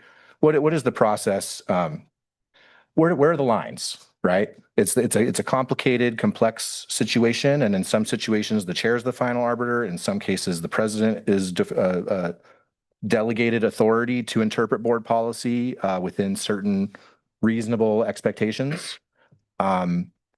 And so I just want to make sure that I don't want to change anything. I just want to make sure that we as a board are clear that if and when there is some type of a difference of opinion with regards to interpretation of board policy, I want to clarify that it is the board that does retain the final arbiter on how to interpret its own policies, except in the ways that it's, within the delegated authorities that we've delegated some things to the president, we've delegated some things to the chair, but we as a board still retain that final authority. And just to clarify, you're asking this question in regards to board policy 2430? Is that the one? Within 2430, there is a delegation to the president to interpret board policies within reason. Mm-hmm. But that is not that delegation of authority does not supersede the chair's authority to interpret board policy, especially when it comes to organizing our meetings. And I want to be clear that under Oregon law, the final arbiter of how to interpret board policy rests with this full board and our ability to vote on how to interpret our own policy. Okay. Gotcha. Thank you for that clarification on that question. President Bulger, would you like to designate something to that question? Well, we've got Trustee Wiesman. Why don't we take Trustee Wiesman Okay, first? totally, yeah. So, I got it in order. Okay. I got it in order. Hey, Thank you. trying to help you out. Yeah, appreciate it, buddy. Yeah. All right, so we got Julie and then President Olson. Go ahead. So, first of all, I just want to clarify that paragraph 3 does not say that the president is the arbiter of and the interpreter of board policy. She is empowered to reasonably interpret board policy so that she can do her job. So it continues in situations where there isn't any specific direction. It continues. The president shall have the power to act, but decisions that might come in to be subject to review by the board, it's the duty of the president to inform. This is a paragraph about this is required in the ORSs that we delegate authority to the president to do certain things. And this is just outlining those kinds of activities that may come up, but by no means does that paragraph even say that she would be the one that would interpret board policy for the board or the college. She can just reasonably interpret it so she can do her job. 2, the BP 2211 does not say at all anywhere on there that the chair shall interpret board policy. It ensures that the board acts consistently with its own rules, Robert's Rules of Order, and our board agreements. That's what I see and my interpretation is. So we cannot just have this like blanket conversation that the chair is the sole authority to interpret board decisions. Now, they may have the authority to make decisions about policies created by the board with ins and executive limitations, but they do not have any individual authority whatsoever. So the board is, as Zach said, the arbiter, but it doesn't have anything to do with 2211. And so I just hate that this continues to keep coming up as if there's a battle or some conflict between the board, or more appropriately, the chairs with the president. The president operates on our behalf. She does not operate independently. The chair does not have any individual authority whatsoever. None. Only that is given by the board. I'm kind of getting exhausted by this conversation. So if we could kind of move on with this 2340 review, because it clearly does not say that she sets the standard for interpretation board policy. Thank you. And Zach, I know you want a response to that, but let me go in order here, which is going to be President Olson, Zach, and then Kev. Thank you. Kind of a lot of what Julie just said. She stole the words right out of my mouth before I said it, but also if, again, just correct me if I'm wrong, I'm sure there's much more informative people on this, but it looks like at the end of that paragraph, it also says that in the case that the president does have to interpret this in situations where the board policies doesn't have a direction, it also says that the president is subject to review by the board. So the board would review the president in this specific scenario as well. So I agree with Julie. I don't know if we need to really continue with the review of 2430 if that kind of, that's already there, is that we will review the president's actions in this specific situation. Excellent. Thank you. Zach, go ahead, and then we'll have Kevin. We go back to 2211, please.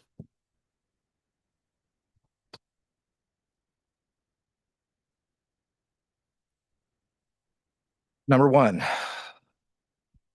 the chair shall ensure that the board acts consistently with its own rules.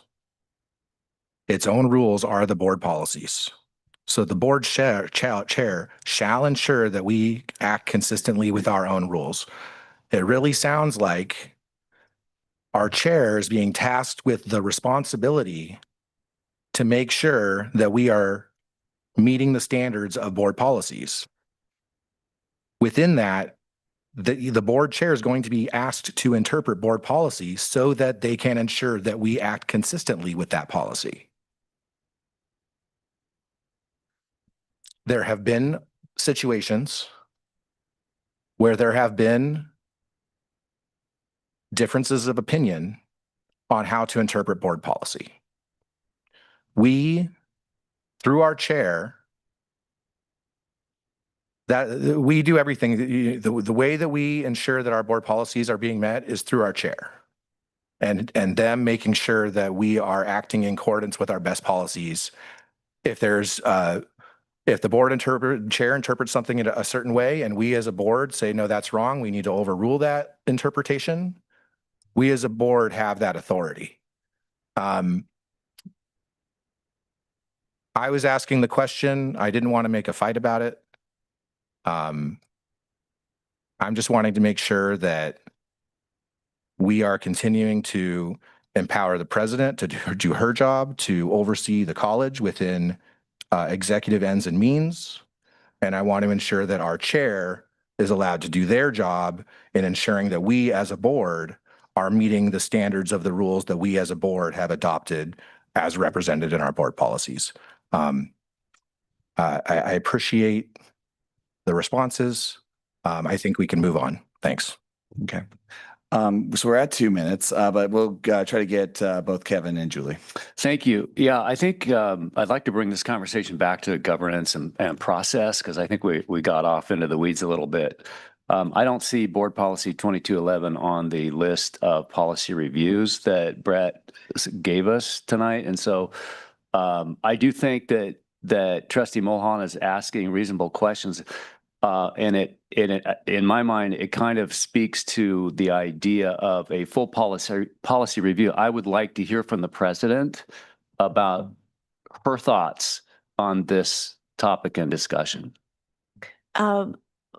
I think that may take a little longer time to actually have a discussion about governance, because that's really what the topic is governance in all of these policies.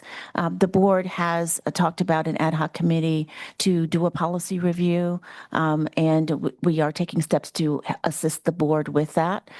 If the board has not received, I think the board has selected a 3-member ad hoc committee, and we have found some support for that committee as well. And so if we have not sent out information about when those meetings will be, it's coming shortly.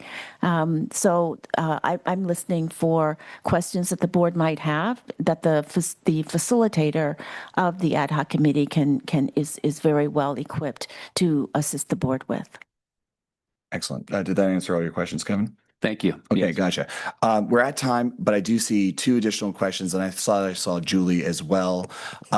Is it okay to add 5 more minutes just to make sure that there's plenty of time? Excellent. So, Julie, did you still have your hand up, or would you like to? No, stay? I'm taking it down. I want to get to our executive session. Understood. Great. So we had Steve and then Zach. Steve, go ahead. Just a very quick comment. I took Zach's line of questioning in kind of at a broad level, and I understood it to mean that we can't just look at policies in isolation, right? We want to make sure we can't just adjust them in isolation. There is value in ensuring that by doing that to policy A, we don't somehow inadvertently create a conflict with policy B. And if that's the spirit in which it was meant, I think there's some value to reminding ourselves of that and to ensure to avoid future confusion. Zach, go ahead. I just wanted to, for process for an ad hoc committee, we did hear from President Staff, the board liaison Jove, that they have found a facilitator for that process. What I heard at the last meeting was that there was a desire for the full board to know what that process was going to look like before an ad hoc committee started. So my expectation was that we were going to have a short presentation during our next board meeting or a discussion to say, this is what the process looks like. Either the ad hoc committee could proceed at that point. If the full board says, we all want to be involved in this process, we can maybe take a step back and include the full board. But right now, there's a facilitator that's been lined up. I think from what I heard at the last meeting, we should bring that process to this full board before we start that process. So I just want to know, you all will have a chance to check in before we have any first meetings of that ad hoc committee. In our next agenda setting meeting with the president, we can discuss that of what meeting we can bring that forward to. All right. I don't recall. I don't recall. Oh, sorry. I don't Julie? recall his summary of the meeting that way. So that a process was coming to us. I mean, do we all agree that that's we what had was said at our last meeting? We had 3 board members that volunteered for. I was actually asking the chair, Zach. So no offense, but I was actually asking the chair. Yeah. So my understanding was that he asked for volunteers in that meeting. There was 3 individuals that raised their hands. Those 3 individuals, the next part of that process was to get a facilitator or to find a facilitator. OCCA was suggested in that meeting. And and then my understanding was that once we did that, we either informed the board. My take on that was, hey, board, here's the ad hoc committee, the members, and who our facilitator is. As far as bringing it back to the board, I think that's beneficial for discussion. I understand you want to respond. I understand. I think that would be beneficial for the conversation and to be inclusive of the entire board as much as possible. Go ahead, Julie. No, let's just move on. I'm so tired of having the meeting being directed by Trustee Mulholland, of moving things the way he wants. And it's getting tiring, it's exhausting, it's late, and we need to get to the next meeting. Point of order. Point of order. Personalities. Let's stay with the issue. All right. Let's in fact stay with the issues. Let's not do personal attacks or anything like that. We want to avoid that. The issues that you are bringing up, though, is noted and appreciated. Thank you. We are at time. So we now are moving on to the last part here of the good of the order, board member comments and questions. Are there any comments and questions? Kevin, and then Jesse. Jesse, would you mind going first? No, I'm more than happy to. Jesse. Thank you, Mr. Chair. Thank you, Kevin. I wanted to bring this up during the budget committee, but it has to deal with the budget committee. So I wanted to bring it up and get it out tonight. And it's something I brought up previously, and I think it actually will, perhaps a solution will come from our ad hoc committee on public comment, but is the incoming and outgoing of information to budget committee members. We heard from a member of the community that had sent an email. I did not receive it. And so I'm wanting to work through how we go about better handling information getting to the budget committee. I brought this up previously as a budget committee member for the city of Eugene. There is a form that folks are to submit so that emails are not publicly available. Folks submit the information to the form. It's then able to be collated. And I actually was able to get a spreadsheet of information that was submitted to the budget committee as a citizen of the Eugene. I was able to like control F it, and it wasn't all in a in my email inbox. So that's just something I would like to have a larger conversation about that moving forward, because I heard from some budget committee members that they also would like to hear more. So that is just a quick comment that I will direct to the president, obviously, to see if we can have that conversation moving forward. But that's just a quick comment I had. Thank you. Appreciate it. Thank you. Kevin and then President Olson. Kevin. Thank you. I keep coming back to the idea that higher ed is at one of these moments, those inflection points where there's multiple currents and forces converging on higher ed and specifically LCC at the same time. So we're seeing strong signals from the governor. We're seeing emerging direction from HEC as exampled by their latest report. And we're beginning to understand the implications of House Bill 4124. And none of that is happening in isolation. So I see that those forces are all in this environment that includes enrollment pressures, financial constraints, workforce demands, changing student expectations, and growing public scrutiny around outcomes and values. So to me, this feels less like a normal kind of policy cycle thing and more like a realignment period for community colleges.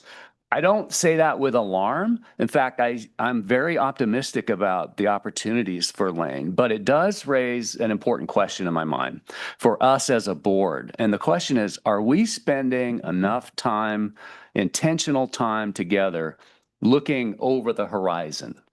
Are we carving out enough intentional time as a board? So I would love to see a dedicated work session where we can step out of the regular meeting kind of cadence and really talk about the larger landscape and the future. So things like, well, where's the state trying to go with higher ed? What does that mean for LCC? What are the emerging expectations for governance, accountability, workforce alignment, student success? The list could go on and on. And how does this board best position the college to be better and healthy and thriving in the next 5, 10, 20, and further down the road? So, and I think it would be especially valuable if the board had that conversation in partnership with President Bolger, so that the work has the possibility and the opportunity to synchronize well with the president's goals, and ideally closely tied with the strategic plan. Because in my mind, this is the important work that this board should be doing, looking towards the future and how to make the college better. And so again, I'll just finish up. I'd like to see a future conversation in a work session about setting aside time for these conversations to occur. Thank you, Kevin. And just FYI to the entire board, there is a resource that's available to us through OCCA that actually gives us great information about studies, information on what's happening at the state, and a variety of other different resources that could be really helpful in that regard. I think that's also a great facilitating opportunity that OCCA can provide as well. So anyway, those are, I agree on that concept, and there's already resources available. So I believe I had President Olson, Zach, and then Steve. Steve, then Zach. Okay, President Olson. I have a question about participation as an ex officio member in budget committee and executive session. I think Jerry Rust, he brought this up pretty well earlier about kind of unsure of is this is a full board thing, a board chair thing, or a president of the college kind of thing. Like, I'm aware of the kind of approval process I would need from my people, but I don't know about this environment. Understood. So yeah, last meeting, I explained what we did at Klamath Community College. I actually reached out to a colleague over at Portland Community College, and it did not require board action for them to essentially have the student just be there, because they essentially assumed, hey, ex officio member, you have a seat here. So I described last time what our process was, which was just simply that the chair would just invite the student body president to seat at the and I'm using this as a technical term. That's the technical term that was used in the description of it.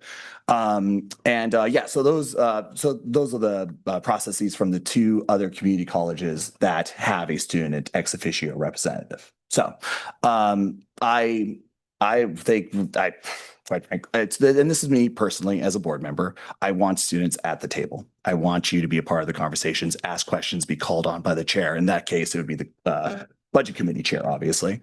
I think that would be really beneficial for all of us. I think the public comment at the budget committee showed we need to have students' voices there. So anyway, yeah. And would that apply to executive sessions as well? Executive sessions per state law, unfortunately, and the board policy prevents the student from participating in executive session. Okay. There was a law that was there was a law in this last legislative session, and Brett can correct me if I'm wrong, that tried to get it so that you not only could vote as a student body representative, but also participate in executive session. That failed. So the law is the law at this point. Okay. And then directly to the chair of this question, do you plan to have me seated at budget committee before the next meeting? I would love to. I'll just speak for myself as a board member. I would love to be able to. Obviously, there was a lot of discussion last time. And so anyway, again, I would love to. If there's no objection from the board, that I think is worthy enough to be able to seat you. So, parliamentarian. This is about this. Waiving. Okay. So parliamentarian, go ahead.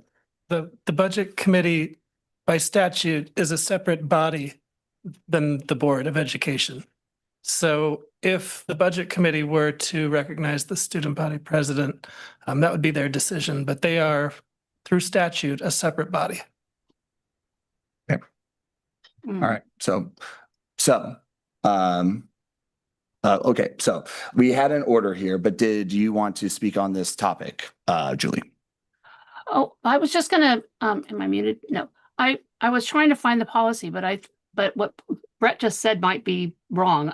If I'm not mistaken, the policy regarding the student trustee is that they are available to sit on all of our committees, not the executive sessions by just nature, but they usually don't because they're their school, their schedule. So I just thought that because of that statement, they would be eligible. But if this is a statute committee, it might be different. So. Well, perhaps, Brett, you can share the statute with the board so that the board is comfortable with this. Okay. We'll move on to Zach and then, Steve and then Zach. Go ahead. Thank you. First thing I just wanted to the extent that we need, at least, 3 board members to support, any particular interest in scheduling time at a work session, I wanted to support Kevin's request. I thought it was exactly the kind of thing we should be focusing some time on, and to spend some significant time at a future board meeting to talk about the future over the horizon seems like a very good use of our time, and I wanted to fully support it and try to resolve the issue. Do we have enough support across the board to schedule that? Yeah, I'm seeing a lot of head nods and so forth. So yes, I can work with the president to Jerry and I can work with the president to look at next steps with that. All right. So you said what I was going to say, but I'll just add, good idea. Definitely interested in long-term strategic thinking. I'm wondering if that sort of long-term planning would fall underneath the strategic plan process. It might fall underneath that process in terms of that long-term visioning for the organization. I also just want to say that we've actually come a long way in the last 2 years in terms of long-term visioning and planning. We just got our plan through 2035 for our maintenance plan. We got our 3-year mitigation plan. There's a lot that we've done to really begin to take that longer term view. And let's just be, we're a relatively young board in terms of how long we've all been here in this position. And anyways, I think we're getting better at process and policy as we go, and we're continuing to step back and look further out. And I'm supportive of the process. Thank you. Excellent. Steve, go ahead. sorry, and that on the other issue that we're discussing right now, even though I don't know all the rules of, what is required or not required, who does the appointing, et cetera, of a student member as an ex officio to the budget committee. So I'm not commenting on that precisely. I don't want to wade in there, but I think it's perfectly fine and reasonable to have a student member of the board as an ex officio. Give us that much more perspective. He doesn't get to vote at the end of the day. And there's reasons established in law for that, but as one more voice, I think it's a useful thing and I support it. Yeah, exactly. Yeah. And where that statute comes from is the power of the vote comes from the district, the people. They elected us to be here in this seat and to vote. And so that's why there's that ex officio aspect and the power of the vote of the board members as opposed to the ex officio. So there's that. Kevin, go ahead. Thank you. I think it's a fine idea as well. I mean, I support it. But I also want to bring the process back to good governance practices. And I do, like Steve, I don't understand if there are specific statutes out there. I don't know. Interested in learning more. I do think the president needs to be involved with this process. I do think that the full board needs to weigh in on it, just so that it's not the chair speaking for the entire board. So I would support a board process. I would support working with the president, listening to, we may be missing some concerns here. So what we're talking about is a student here at LCC. Let's involve the president of LCC in that conversation, just so we make sure we're doing it right. So we got Zach, and I'll just put myself in the queue just briefly. I'm supportive in theory. If there's a process that we need to go through to make it official, let's find out what that process is and let's start on it. Excellent. And Kevin, really quickly, I mean, I'm just describing what happened at Klamath Community College per the board minutes and the meeting minutes. And to be honest, this is uncharted territory. 3 community colleges have a student ex officio board member. 2 of those is because I put that policy forward and the board voted on it. So as much as I would love to, so it's new territory. And there is like a debate at the State House to allow that for all community colleges. I wish that bill would have gone further than it did. I want there to be a student at the table. I would not only here, but at every community college, and barring me from going to getting elected on every board in this state and passing this policy and or advocating for every board to pass this policy.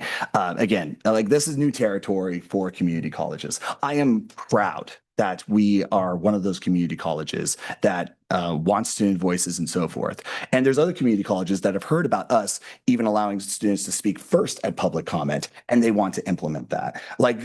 So anyway, I think yes, this is uncharted territory. There's things that we have to navigate, of course. I explained what the other 2 community colleges and how their process went.